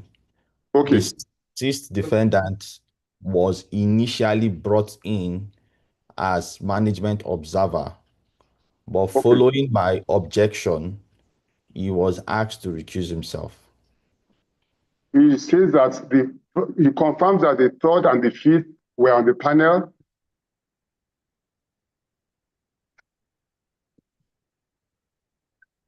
But that the sixth was brought in initially, and following the concerns he raised, he was withdrawn. Now, witness, can you hear me?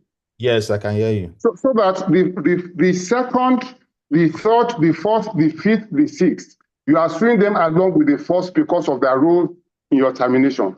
That's it, right? Yes. Thank you. The second, the third, the fourth, the second to the sixth are just being joined and sued because of their role in the first defendant's termination of his employment.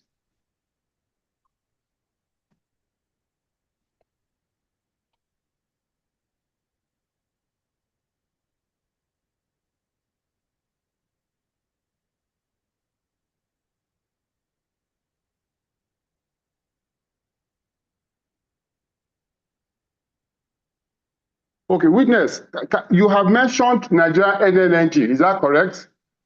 Yes, Nigeria LNG Limited. Yes, and you have mentioned that Nigeria LNG is the parent of the first defendant. Yes. Parent of LNG Shipping and Maritime Services, is that correct? That's correct.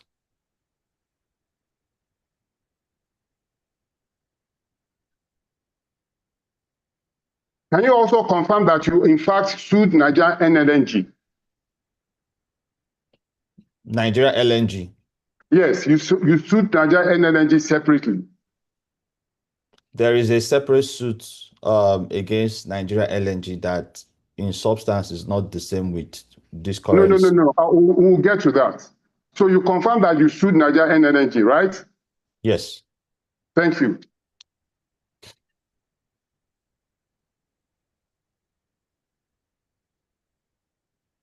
And in that suit, can you confirm that you are seeking a declaration that your termination by the first defendant is unlawful? I have the claim here, I can read this out, but I want to save time. Can you confirm that? So in my suit against Nigeria LNG, it boils on the fact that I had a whistleblower case. Hold on. Witness, can you confirm? I know the background. I have the complaints in front of me, but we want to save time. Can you confirm that the release you are seeking in that action, you are asking the court in that action that your unlawful termination by the force was wrong and that you should be reinstated? My relief in that, sorry. Yeah, go on. Okay. Yeah, my relief in that suit is to say that the first defendant in this particular suit terminated me unlawfully, wrongly, Thank you. because Thank you. Okay, so hold on. Now, can you also confirm that that action was filed in 2024? Oh, I'm so sorry. yes, it was done in 2024. No, hold on. My lord is writing, please, hold on.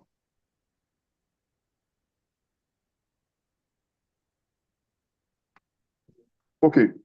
Can you also confirm that this other action was filed in 2024?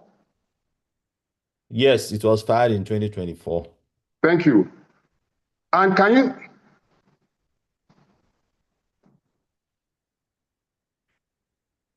you also confirm that you are seeking damages also for the unlawful termination of your employment to the first defendant in that suit? No, what I am seeking damages for Nigeria NLNG not complying with their own part of the whistleblower case that I established, and they did not follow their own part of the requirement based on Nigeria LNG Code of Conduct. Okay. Have you finished? Yes, I have. Okay, thank you. Now, can you confirm that that action you filed it at the National Industrial Court and before Justice Obaseki? Yes. Thank you.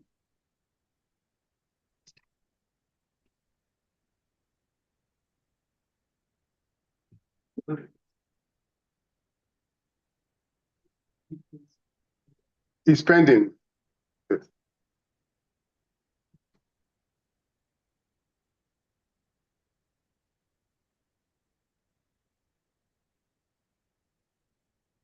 Yes. Can you also confirm that that suit is scheduled for trial on the 11th of December, precisely a week from now, December 2025, sorry. Yes, December 11th. And that you are plaintiff, you are claimant in that action. Yes, I am claimant. Thank you. It's coming up on the 11th of December, next week, before Justice Obaseki for trial. And he's claimant in that action.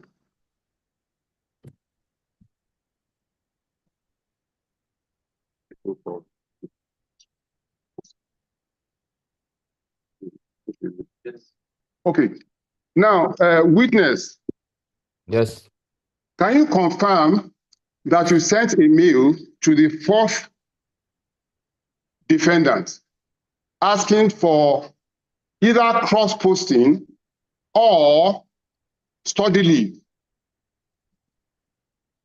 In 2023, just to give context, in 2023, July 7th, I sent a mail to the first defendant and the fourth defendant, to the first defendant, asking to be sent on cross-posting or study Yes. leave because No, of... hold on.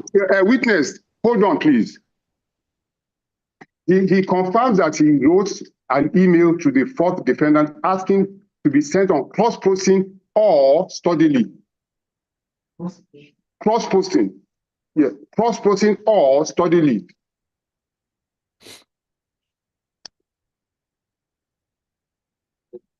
Now, witness, is it correct that as reason for the request, you mentioned some mental health situation? Is that correct? Yes, I mentioned mental health challenges. You mentioned mental health situation. Thank you.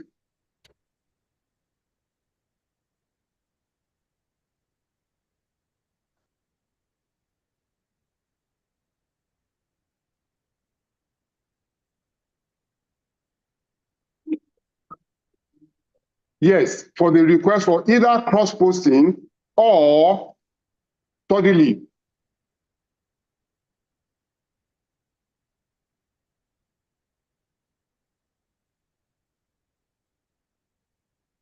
My Lord, that is annexure. Just for the record, it is annexure. That's your email that you reference, July 7, 2023, is annexure 3A before this honorable court.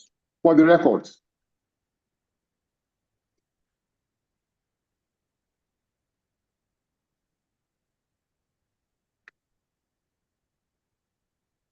Now, witness. Yes. Can you confirm that that email was responded to? Yes, the mail was by the fourth respondents. The mail was responded to that by the fourth defendant. Yes. Thank you. Okay. Number 4, that's his boss. So now, and that is by email dated 7th July 2023. Is that correct? Yes, that's correct. Okay, and that is 7th July 2023. Is that correct? Yes, that's correct. And just for the record, that is annexure 3A3. Annexure 3A3 for the records. 3A3. 3A sub 3, my lord. And I'm just going to read it to you to confirm that this is the content of the response. And this is from the fourth defendant. It says, "Dear Chidi, I am doing well. Thanks. I truly hope I can note that it's likewise for you. Quite frankly, the content of your note comes to me as a surprise, i.e. when you mentioned mental health." And then it goes on to say, "Because in my experience of you so far, I couldn't have guessed you were going through all that you have stated. Please accept my profound sympathies." Do I read that correctly? Yes. Oh, thank you. And then it goes on and says, "Let's talk later and we will determine what path works." Is that correct? Yes. Okay, thank you. Now, you have alleged that the management of the company were unsympathetic to you, even when you disclosed that you had mental health situation. Is that correct? Yes. Thank you.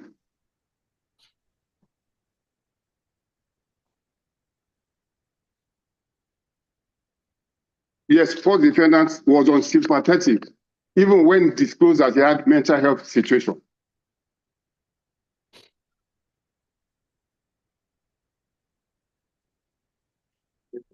Okay, is it also not the case that, in fact, the fourth defendant called you, and this is documented in an email? He called you after concerning your mental health situation. Can you confirm that? Yes, he called me, but Thank you. the content of I need to provide context. The content of the call was not entirely about my mental health issue. It was about the work I was doing at the time, the procedures I was writing. Okay. This is documented anyway, but you confirm that at least it was in part concerning your mental health situation, right? So for context, that call was a long call, but the about my mental health was only didn't go beyond pleasantries. Okay. Well, at least it touched on your mental health. But he only told me about his experience in the past with someone with mental health, did not address my content. The gist is taken. Thank you. Thank you. Thank you very much. Okay, now, witness. Yes, I can hear you. Witness, can you hear me? I can hear you. Okay, did you also receive a mail subsequently from the fourth defendant?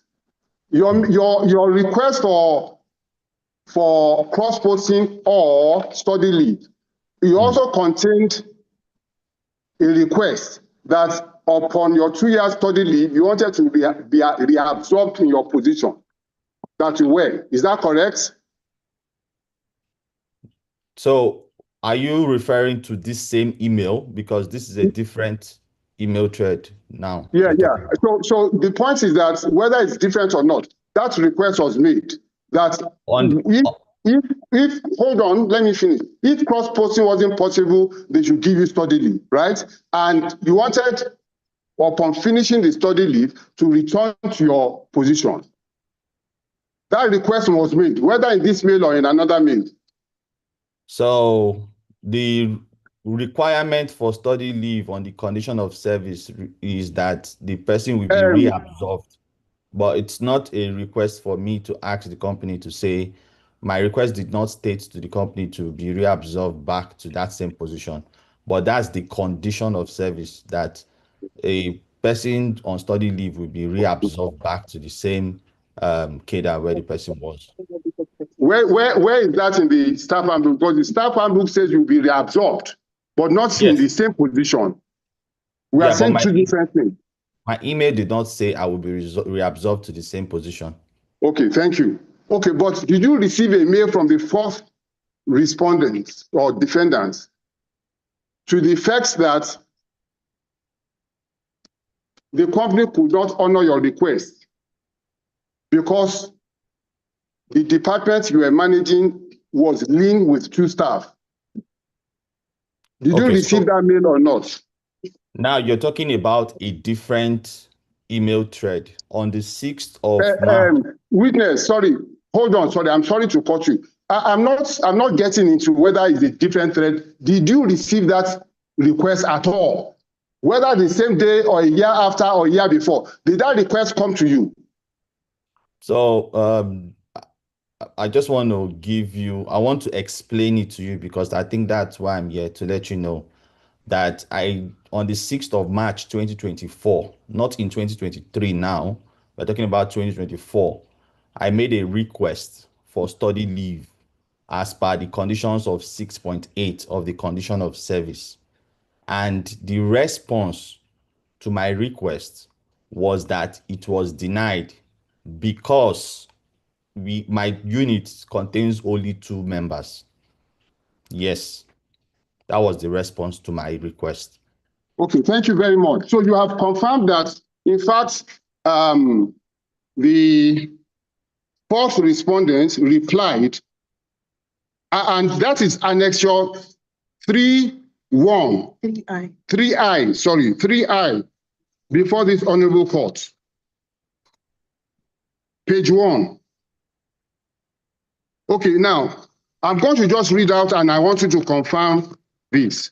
So this is a mail dated 31st of March, 2024 from the fourth respondent, and it's addressed to you. And it says, and the subject is request for study leave. Dear Chidi, the requirement for automatic reabsorption on completion of study means the role temporarily vacated shall not be filled. Full stop. Owing to the fact that there are only 2 staff in the unit, request not approved at this time, and there will not be sufficient cover. Do I read that correctly, witness? Yes, that's the response from the fourth defendant. Hold on, my lord has a question. That mail is dated 31st of March, 2024. The request was made before then, 2024, for study leave. The request was made on the 6th of March. 6th of March, man. 2024. Yes. The request was made 6th of March 2024. The response was 31st of March. My lord, there was also a reminder on the 15th of March from me to the fourth defendant. There was a reminder from me to the fourth defendant on the 15th of March 2024.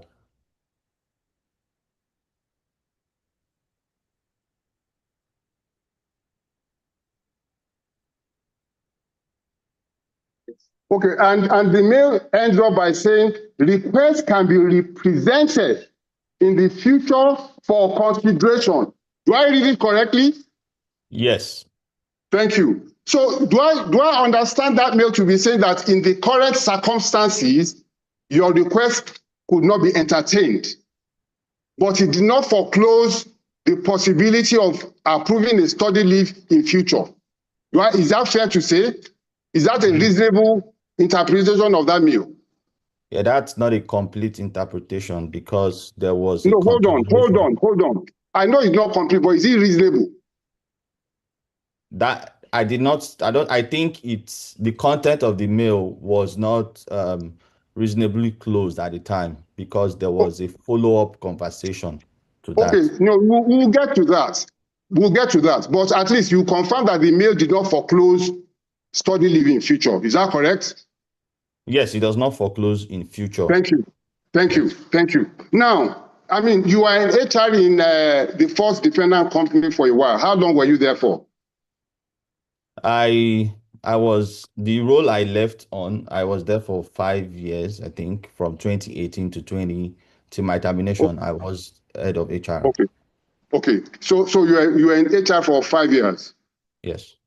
So is it fair to say that you are very conversant with the terms and conditions of service for shore-based staff, which is you are familiar? In fact, it is part of the conditions of your service, correct? Yes. And yes.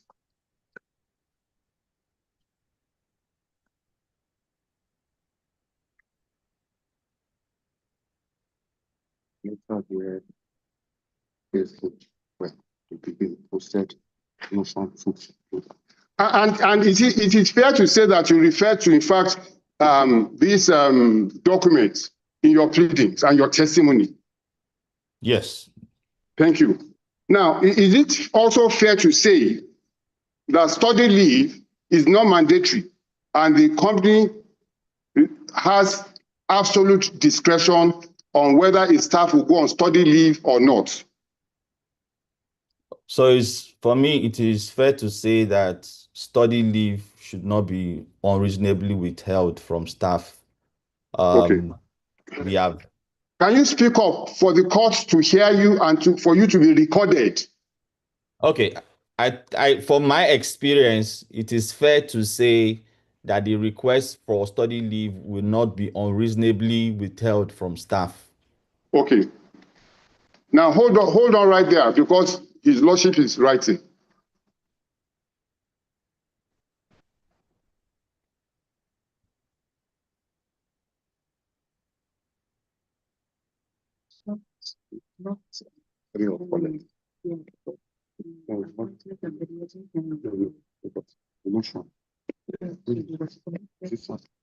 Okay. Now, you said that your interpretation is that study leave requests should not be unreasonably withheld. Is that correct? Yes. Now, this your inference, is it contained anywhere in the staff, in the terms that we just read? Is it contained anywhere? So because I have it before me, you have referenced it. Is it contained anywhere? Specifically, we are talking of Article 6.8. Is it contained anywhere in that article that if you request for study leave, the employer should not unreasonably withhold that request? So it is not stated there. Thank you. Now, okay. Thank you. It is not stated there. Thank you.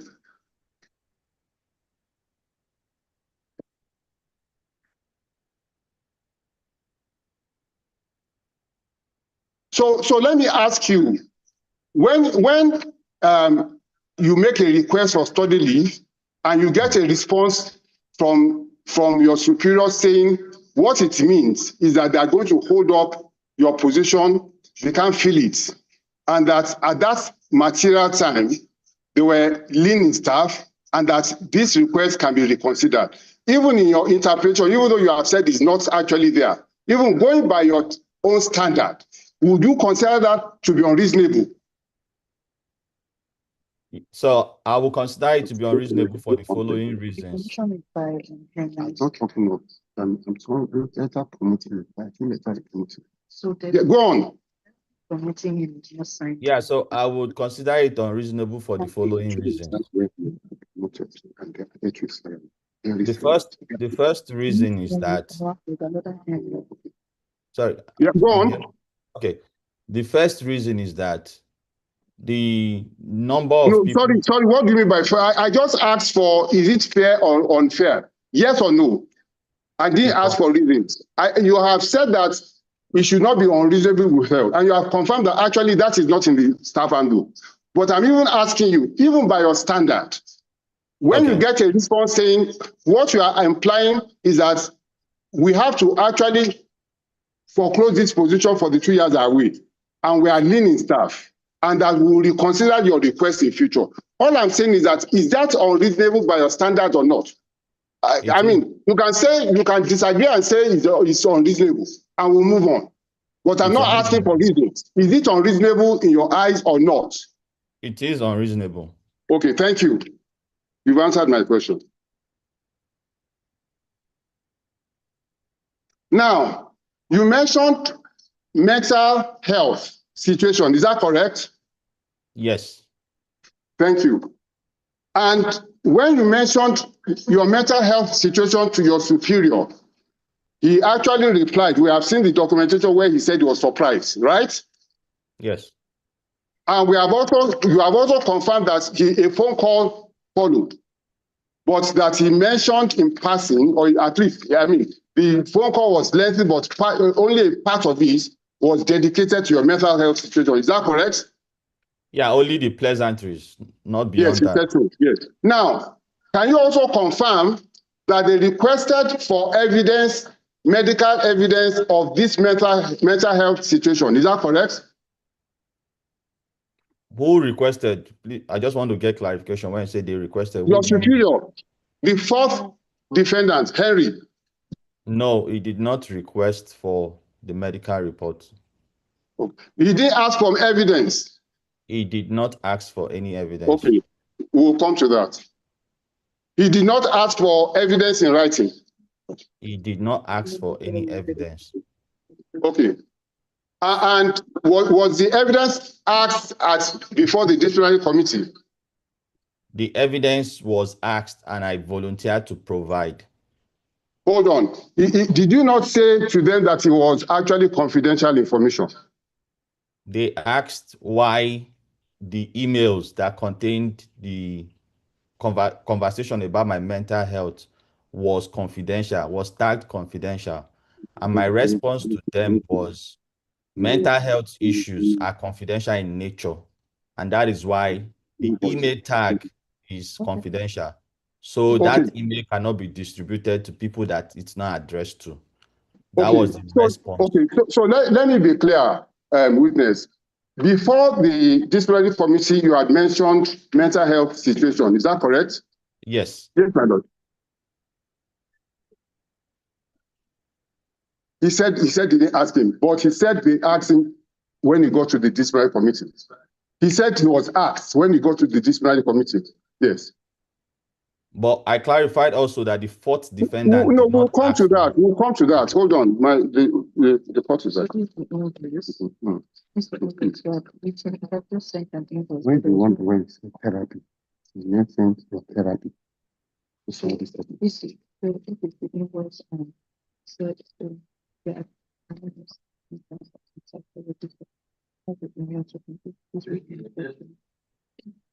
Yes, my lord.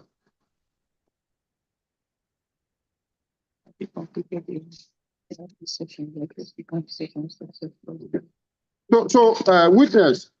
Yes.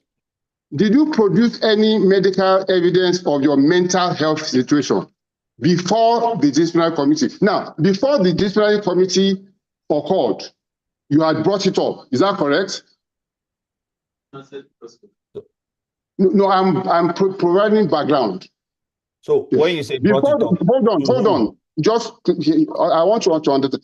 Before the disciplinary committee was set up, in response to a question you had said, as we've agreed, you wanted to go on study leave because of your mental health situation. Is that correct? So on 6th of March, I requested for study leave. I did request for study leave, and in my email, I did say that the study leave will also help me recover fully from my mental health issues. Yes, you mentioned your mental. That's what we are saying the same thing. Now, my question is: at the time you raised that you had mental health situation, did you submit any medical reports as evidence of your medical situation? That's my question. Before you even got to the disciplinary committee. So, disciplinary committee held in 2024. In 2023, November 6th, I sent the 4th defendant and the 5th defendant a copy of the invoice that validates that I actually used the company's services in terms of managing mental health. Okay, thank you. He said that he sent an invoice. My question is, did you submit any medical reports? His answer is that I submitted an invoice.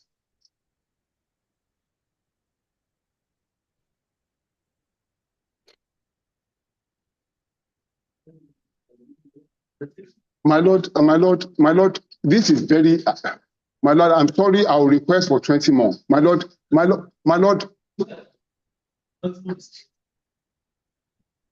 Okay. Please. My lord, witness, can you confirm that? So the medical, invoice you submitted is Annex 2. For the record, this is an invoice. The invoice actually is from a Saga and Scribes consultants. Now, tell me if I'm wrong. Saga and Scribes consultants, it doesn't say they are medical doctors, medical practitioners, or health practitioners, number one. And then it is signed by BEN. I guess that's venerable. Additional. Is that correct? So Sage and Scribe Consultant is the first defendant approved EAP provider to staff. Okay.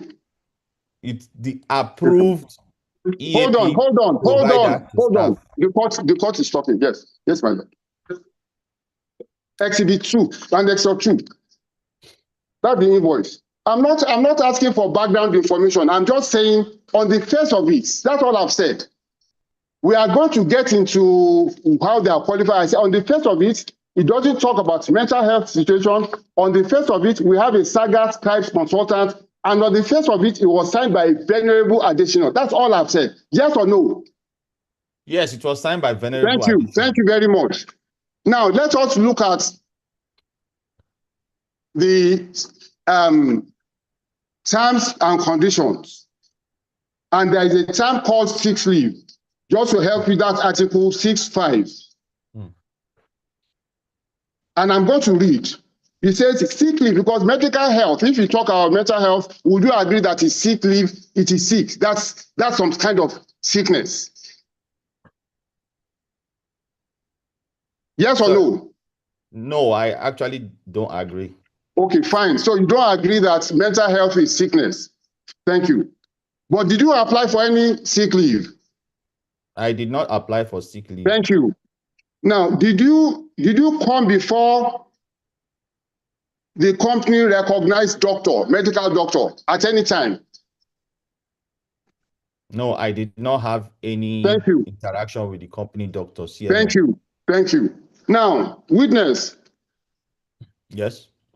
Before the disciplinary committee, you confirmed to them, and this was in April 2024, that as at October 2023, up to that point, you were actually not at work. Is that correct?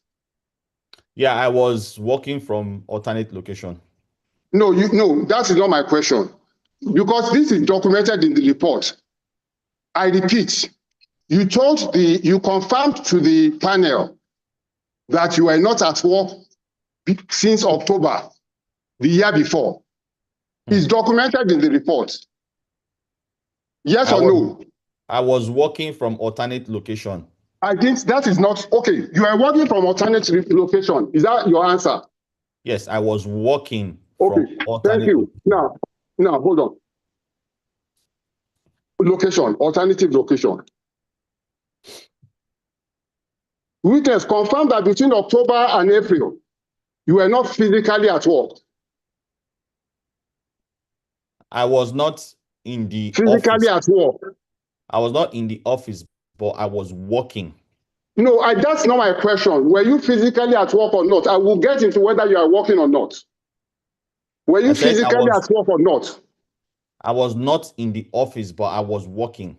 You won't answer my question. My question to you is, were you physically at work or not? I know that you were working, but I'm asking you a specific question. Were you physically at work or not? No. Thank you.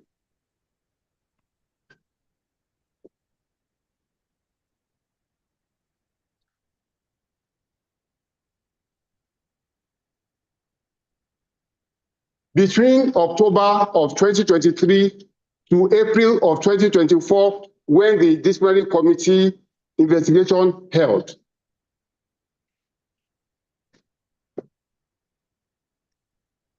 To add more context to that. No, hold on now, hold on.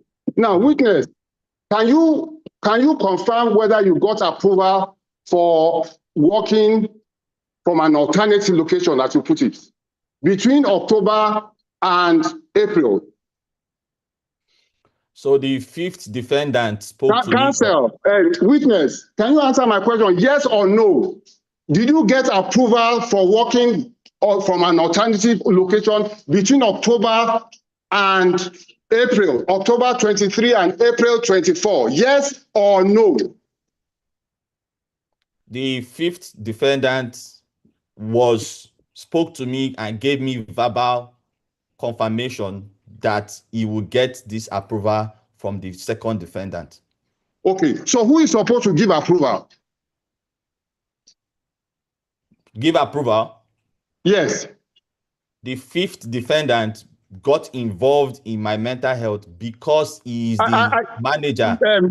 Witness, please answer my question. My lord.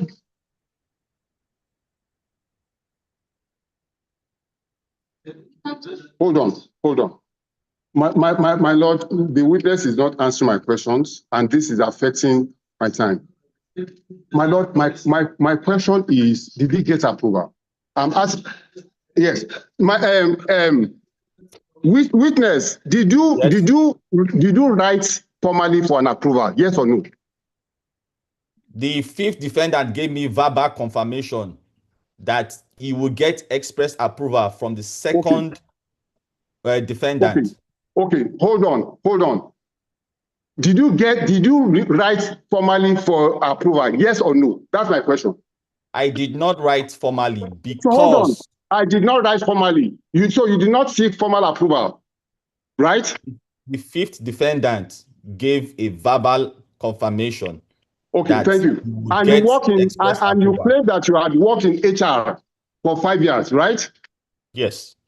Thank you. But you did not seek formal approval. On the 15th of January 2024. Witness, if you did, say you did. If you didn't, let's move on. I did on you have answered my question. You have said you did not. That's okay. That's fine. To clarify to you. No, please, I'm going to ask the question. Your lawyer would re-examine you. That's how it works, okay? Okay. Thank you very much. Thank you. The witness. Yes. In answering these certain questions, they are now reported. There is a dictation. As a cop, please. As a cop, please. It was not given, but the promise. That's what he said. Yes. Yes, exactly. As a cop, please. Yes. Yes, that's what he said, my lord. We can confirm. Yes. Now, witness, can you confirm where in your witness statement, whether the first witness statement or the second, that you actually materially testified that you spoke to the fifth and the fifth promised you verbally to get approval for you? In your two witness statements before this honorable court, can you direct us to where you said so? Because in the defendant's statement of defense, they said that you didn't have approval. As a matter of fact, they said that's why they terminated you. So whether in your first witness statement or in your second witness statement, did you say that the fifth defendant had promised you to Yes, get Baba? If you say so, can we see where you say so?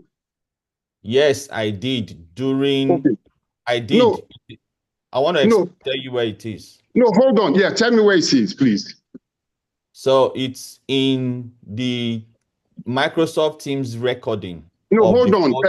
Witness, you seem not to understand. Let me ask again. When you started, your lawyer actually presented two different documents called witness statements. And you confirmed that your picture was there and that your signature was there. Now, I'm asking, in those two documents, is there anywhere where you said that the fifth defendant actually promised to get approval for you? That's my question. I'm not asking for surrounding documents. So it is contained in the evidence that I provided. No, I'm not talking of evidence. You see, my question is simple. You're a clever guy. You work in HR yes, but it's not in the witness statement. I believe that it's part of the entire document I provided. Okay, so the court is asking you, where in the witness statements, in those two documents, did you refer to it? Sorry, did you say the fifth defendant? That's the question now. Where in those two documents did you say so? That's the question the court is posing.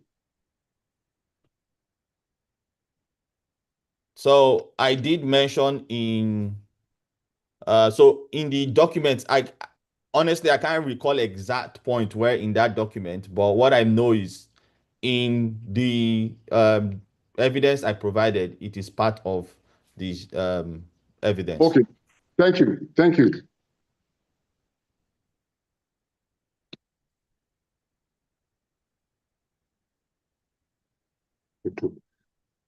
Okay, now, witness, can you confirm that there was an email to you that you should go and train a focal leadership in the company? So on the yes, there was an email on the 21st of March. An email addressed to him by his superior that he should go and anchor and handle the training of some leaders within the organization. So I need to clarify, the email was not from my superior. My lordship is writing. Hold on. You have confirmed that that happened. Now, what was your response? Did you carry out that instruction? Wait, let me clarify. The email was not because I said I have 5 minutes. No, it's not from my superior. I want to tell you it's not from my superior. Hold on. A training for the leadership. Yes. By staff in the company. That mail came to you by staff of the company. The question is, who directed you?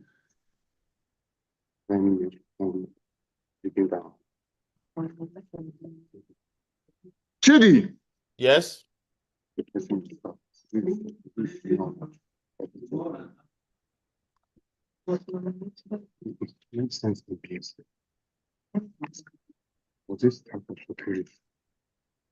Can you hear? I can hear you. The court is asking, who sent you? Who sent that mail to you? The person that sent that mail to me is not a staff of the first defendant. It's somebody from Nigeria LNG. Okay. That is not a staff of the first defendant. Okay. An external party sent me the mail. Okay. So my Lord is right. Can over that again.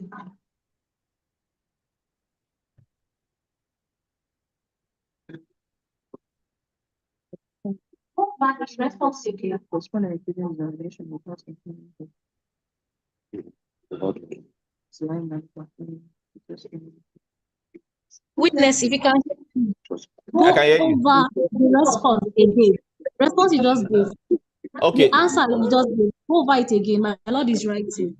Okay, so what I would say to the question asked, the email I got regarding training of managers and leaders in Nigeria LNG was not sent to me by my superior. It was sent by an external party in Nigeria LNG. Nigeria LNG is not part of this suit.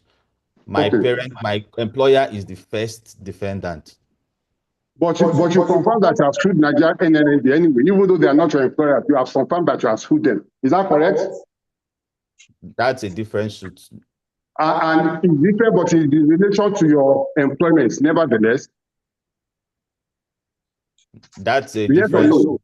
I know it's a different, of course it's a different suit, but it's in relation to this employment. Is that correct?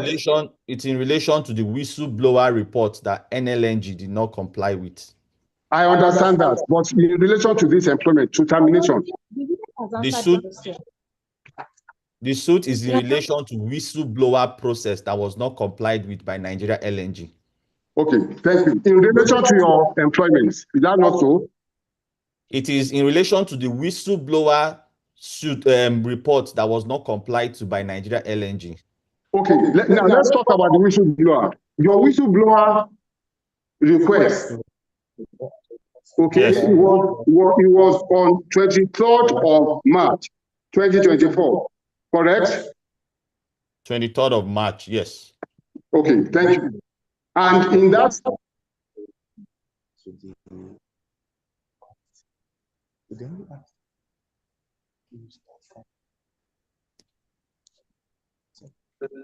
(23rd of March, 2024, my lord. 23rd March 2024. Yes, my lord. To NLNG was 23rd. And you had received a query from the fourth respondent on the 19th of March 2024. Is that correct? 4 days before. Yes, I did. Thank you.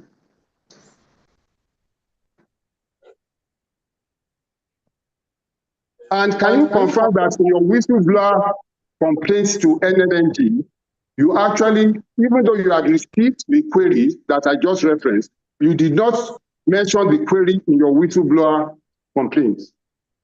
Is that correct? My whistleblower complaint was done in relation to harassment. Yes, I know. That's exactly what I'm saying. It had nothing to do, hold on. It had nothing to do with the complaints of 19th March 2024. You didn't refer to it at all. Even though you were already aware that you were queried, you had received the query by query. So the whistleblower report, subsequent conversation did mention the disciplinary process. Subsequently, yes. After the disciplinary process had been initiated, correct? When to give you a timeline, disciplinary process was initiated on the 3rd of April.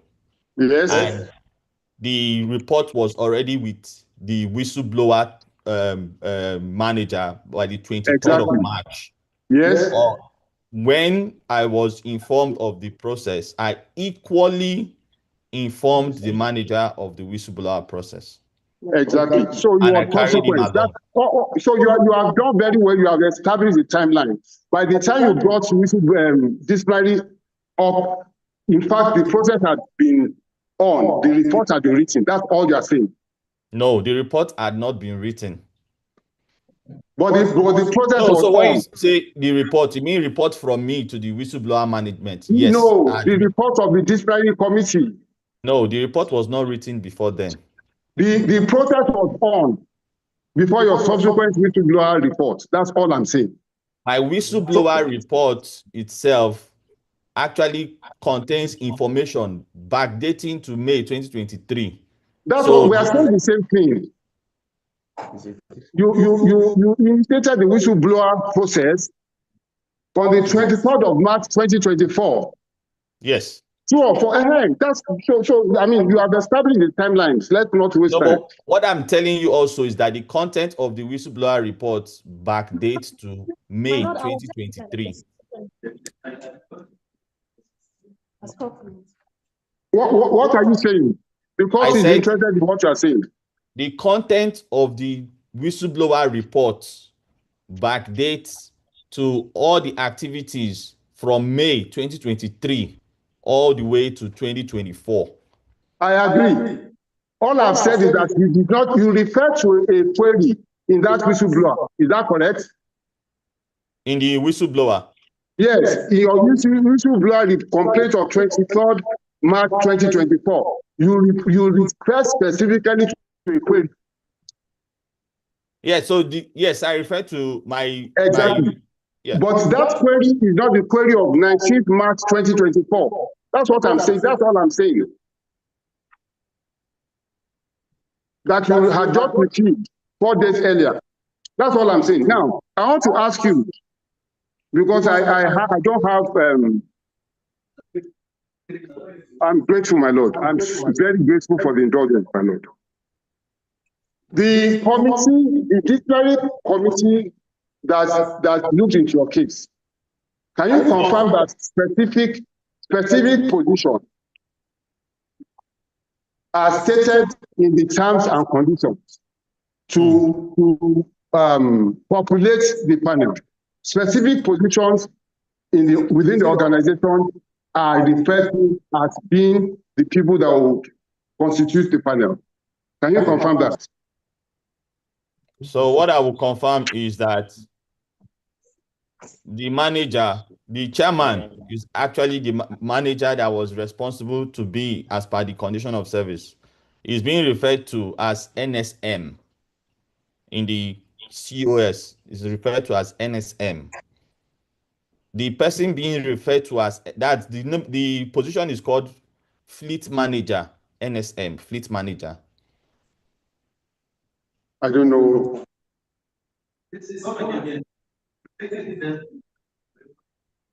So the chairman of the panel, the position is called fleet manager. It's called fleet manager. Fleet, F-L-E-E-T.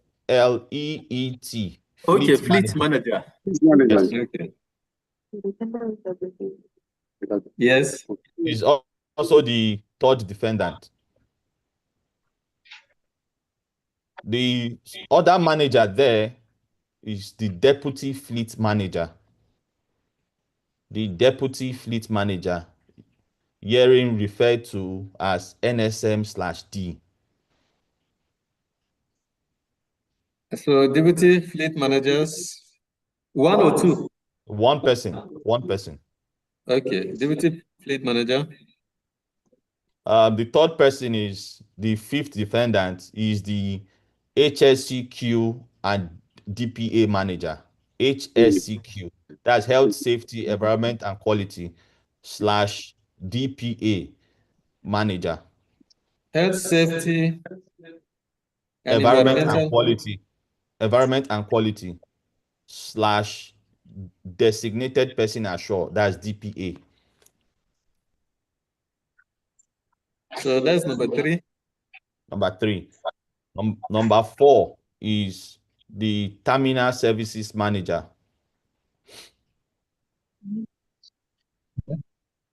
Terminal services manager. Yes, that's number 4. So these were the 4 managers that made up the panel. Okay, now let me just simplify what you are saying. Because I asked you and I expected that you just give a simple answer. So the people that will sit on the regional committee, they are mentioned in clause 13 on page 15 of the condition. That's all I'm saying. That is listed. What you are doing now is listed. And by the way, it is Annexure 8A on record. Annexure 8A on record. Please ask the question, Council. Just ask him the question. Let us get the question is Annexure 8A. List the people that will sit on the panel. That's your second question. You asked me to list it. No, that's the same question I asked. No, I'm telling you that is understood. He listed the names, and you are not trying to make reference to the exhibit. Confirm. That's all I'm saying. It's okay. Since there is an exhibit to that effect. Exactly, and I'm just on record. Annexure 8A. That's all. It contains the people who should sit. That's all I've asked. Yes.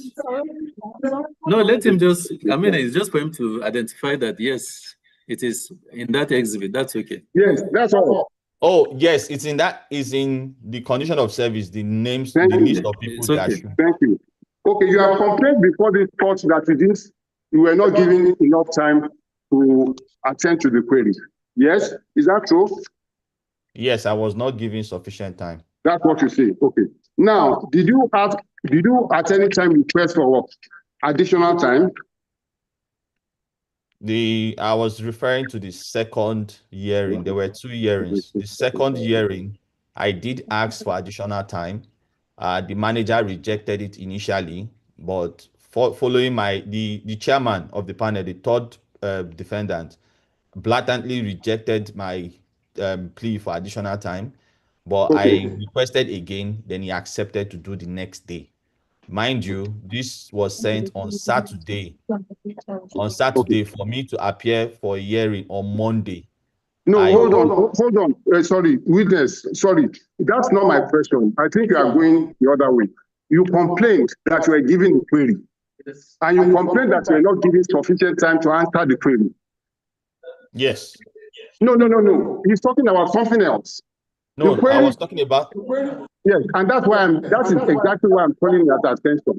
He specifically said they gave me a query, they didn't give me enough time to answer, and the next thing, yes. Isn't that what you said? No, counsel, just your questions are not very clear. When you say Okay. query, can you confirm the dates you are referring to so that I can give you specific response? Okay, thank you very much. You got a query from the fourth respondent concerning the fact that you were absent from work and that for insubordination. Is that correct? Yes, for that query, I was given 48 hours. Okay. And I responded within 48 hours. Yeah, and you complained that we were not given enough time. My complaint is not for that query. My complaint is I for the see. Okay, I 16th understand. of April. Yes. Okay, thank you. Okay. Now, witness. Yes. You claim that you asked Annexure 8A. Yeah. In Annexure 8A, clause 13. Okay? Yes. Clause 13 on page 16. 16, okay. Yes, it gives 2 categories, category A, category B. Yes. Of behavior. Category A, gross misconduct and specifies situations where it will lead to summary dismissal. Okay? Category B will lead to termination. Okay? Is that correct? Is that your understanding? And exhibit annexure what? 8A. Is that correct? My understanding is that hold on, before you get into your understanding, let me just read it out. Read it out. Cartoon 1A, Roman 11. It says that abandonment of duty, in parentheses, i.e., staying away from the office or work place for a continuous period of at least 5 working days. That's what it says. Yes, I can confirm that says that. Thank you very much. Annexure 8A. I'm reading from page 16, my lord. Clause 13, 1A, 1A, Roman 11, Roman number 11. And you confirmed that even though you have said that you were dismissed, is that correct? No, I was not dismissed, I was terminated. Okay, thank you. Because actually what you pleaded is that you were dismissed, but it doesn't matter, you have said that you were terminated. Thank you. Actually, that's my last question. My lord, I don't have any further questions. I'm very grateful for the opportunity. Yes, my lord.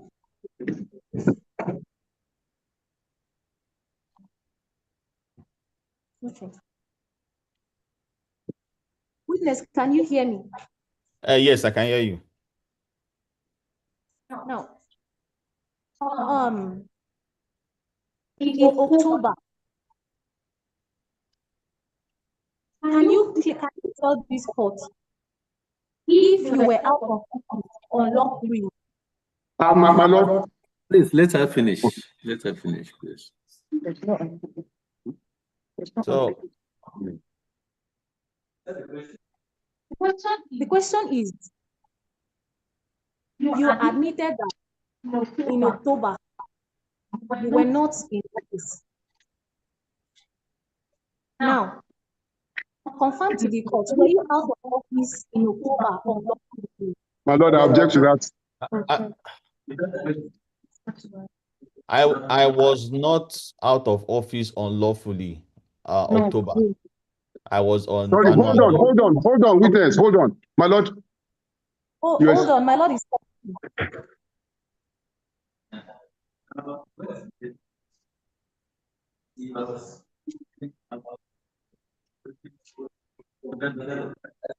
That's what he said. Yes.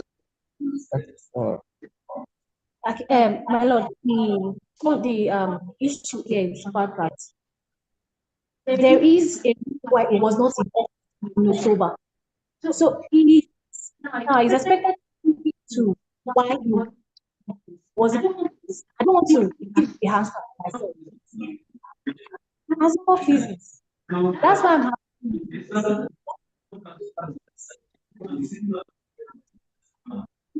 It's contained As a company. evidence. It's contained in some of the Exactly. emails. Exactly. As a company. As a company. All right. I also wanted to clarify. Yes, my lord. That's ambiguity is having to do.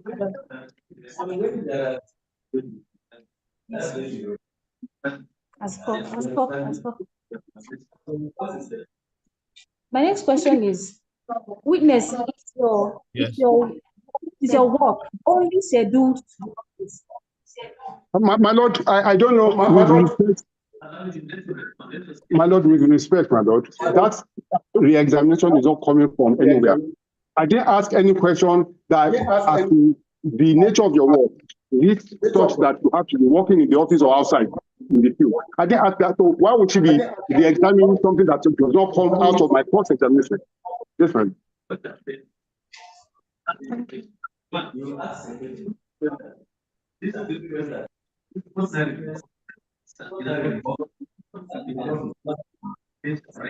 Yes, my lord.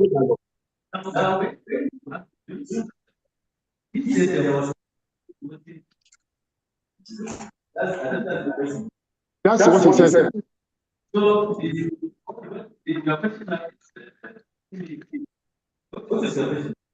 My question is, you should clarify it. If in the course of the work is restricted to work in the office.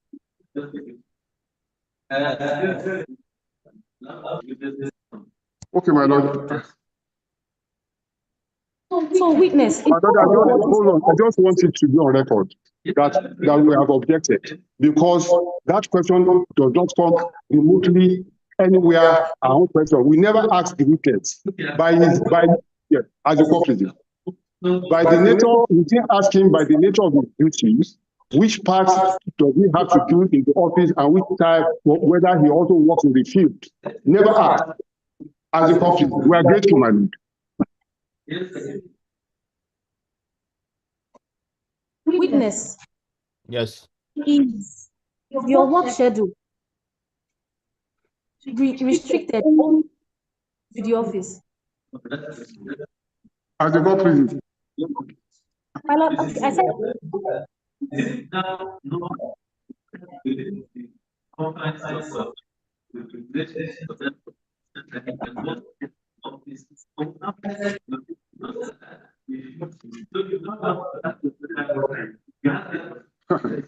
The question I'm asking you is that in your scope of work, Are you only restricted to work just in the office? My Lord, I mean, no matter how hard you try, at the company. Okay, so my work does not limit me to be in the office only. As my work does not limit me to work from the office only.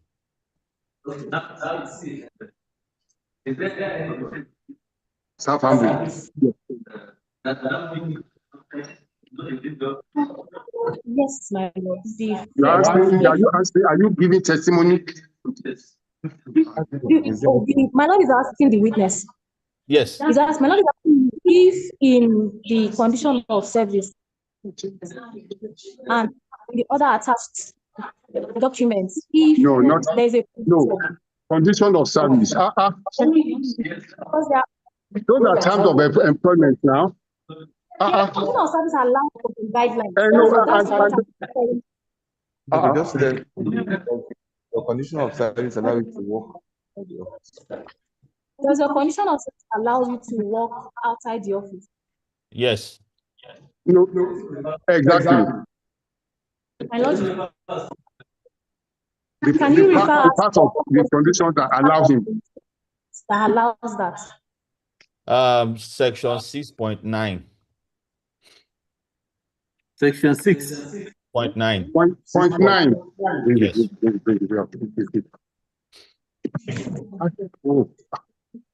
My Lord, 6.9. No, can you read it out to me, please? Yes, read it out. Okay, employees shall be entitled to work from home and from alternate location in line with the guideline for flexible working, NSGL 30. Okay. It's okay. Okay. Now, but the guidelines are nothing before the court. My Lord, it's okay. Mr. Adera, I'm going to take into cognizance all these things you are saying. If it is an evidence that is not, there is no basis for it. Of course, why should I work on it?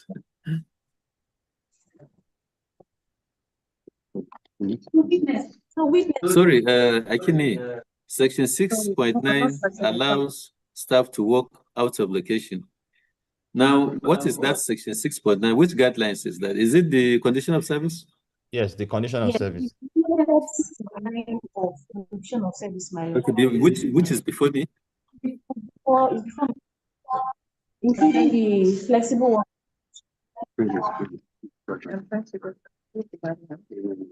Yes, okay.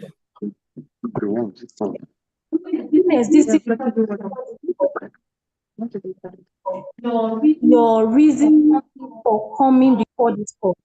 Seriously, there is no ambiguity there. Don't even attempt. Just to be specific, my Lord. Is this a whistleblower suit? My Lord, no. Yes. The reason for coming to court is not for the whistleblower, is for my wrongful termination by the press. The reliefs before me is what determines what this suit is all about. Even if he says it's a whistleblower suit and it is not the reliefs he's seeking, what does that it tells? No. Can he change what is contained on the writ and the statement of facts? No, it's not changing it. It's also alluding to that. It doesn't. You're asking whether this suit is a whistleblower suit. That doesn't make any meaning. One more question. Okay. Witness. Yes. When you were asked in disciplinary hearing, yes, about the invoice, just as you have presented it to this court. Yes. Can you recall the question you were asked and your response to the question? I know the ambiguity is that. Not like I don't want to give evidence, my lord. I'm I trying. mean, there's no, my lord. Because even in the disciplinary hearing, the question, I want to clear the hair on the evidence about mental health. The question was asked during disciplinary was that where is the evidence? And the confirmed that he didn't present it. So the question was that why is the means and information about that confidential? No, That was the question. We have on the record here that the disciplinary council asked that the disciplinary committee, did they ask for the evidence or not? The response was that the question meanwhile was that why was it tagged confidential? And he answered the law that he can provide.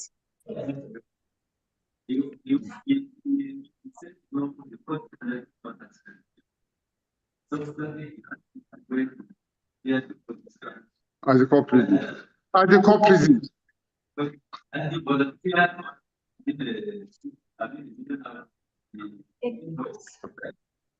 He volunteered the invoice that he will present the evidence, like the therapist mental health issues, the diagnosis. That was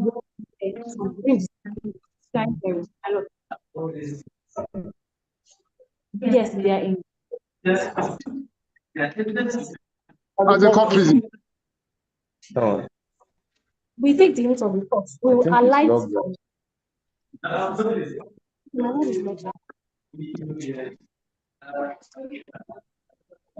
Yes, sir.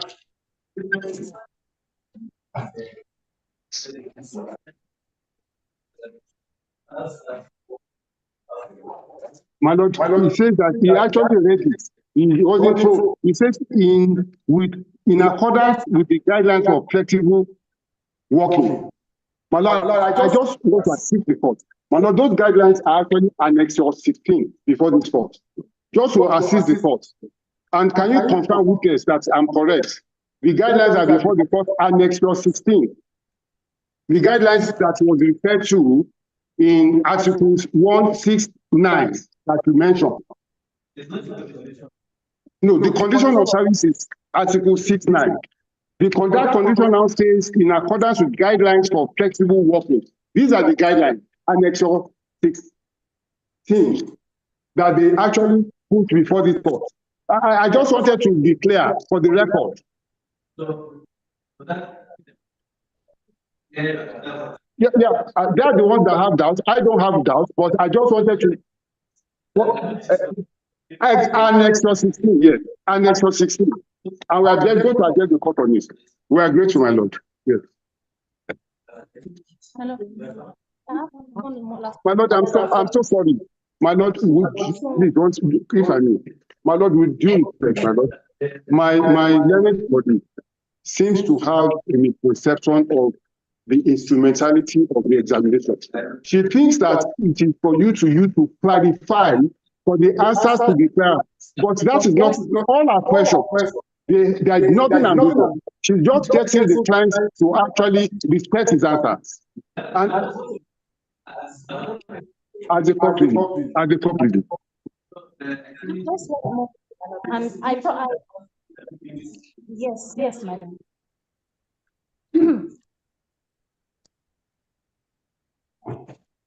Witness. Yes.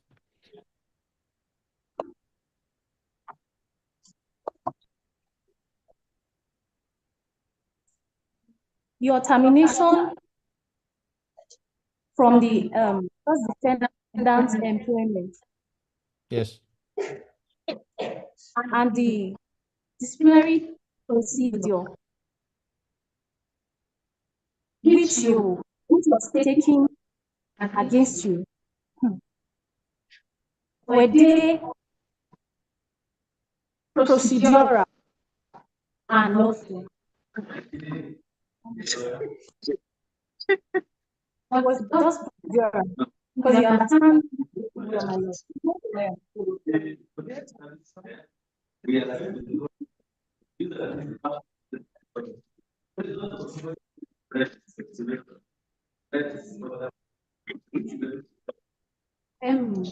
My lord, it's just to confirm because the examination confirmed the 13 because still are adult and you understand procedure. That's why I yes, ma'am.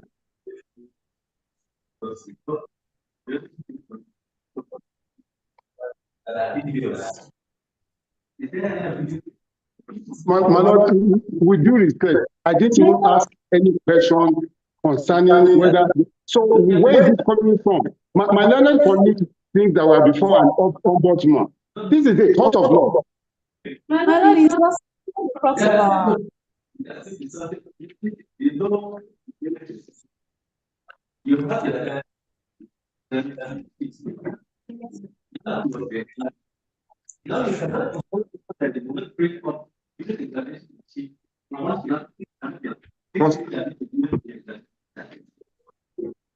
As a court president. I'll put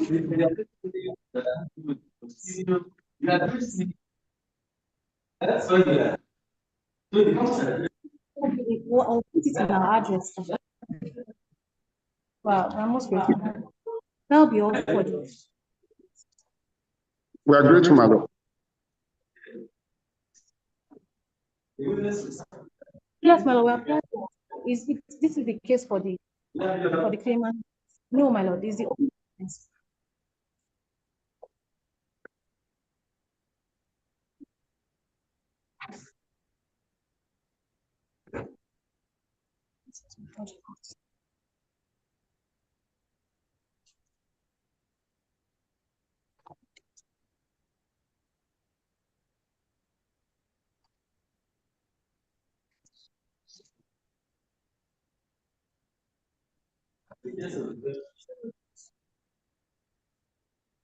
As corporate. Yes, my Lord.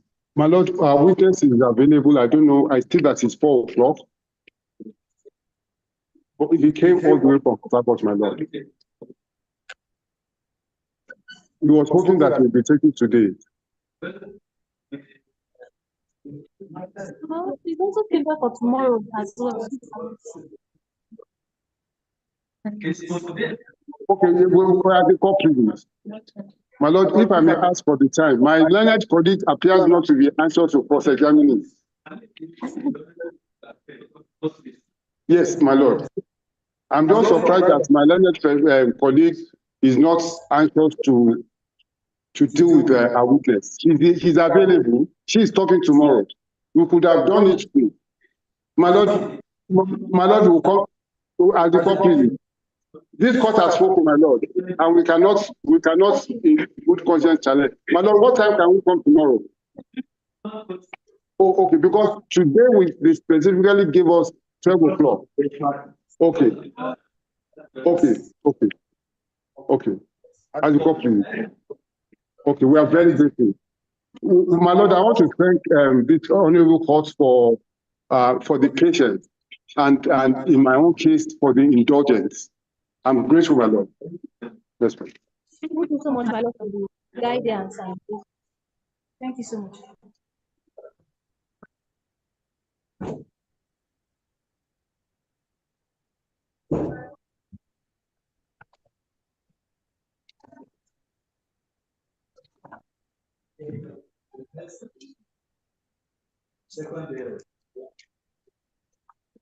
As a court prison. I'm grateful. Almost good. Thank you.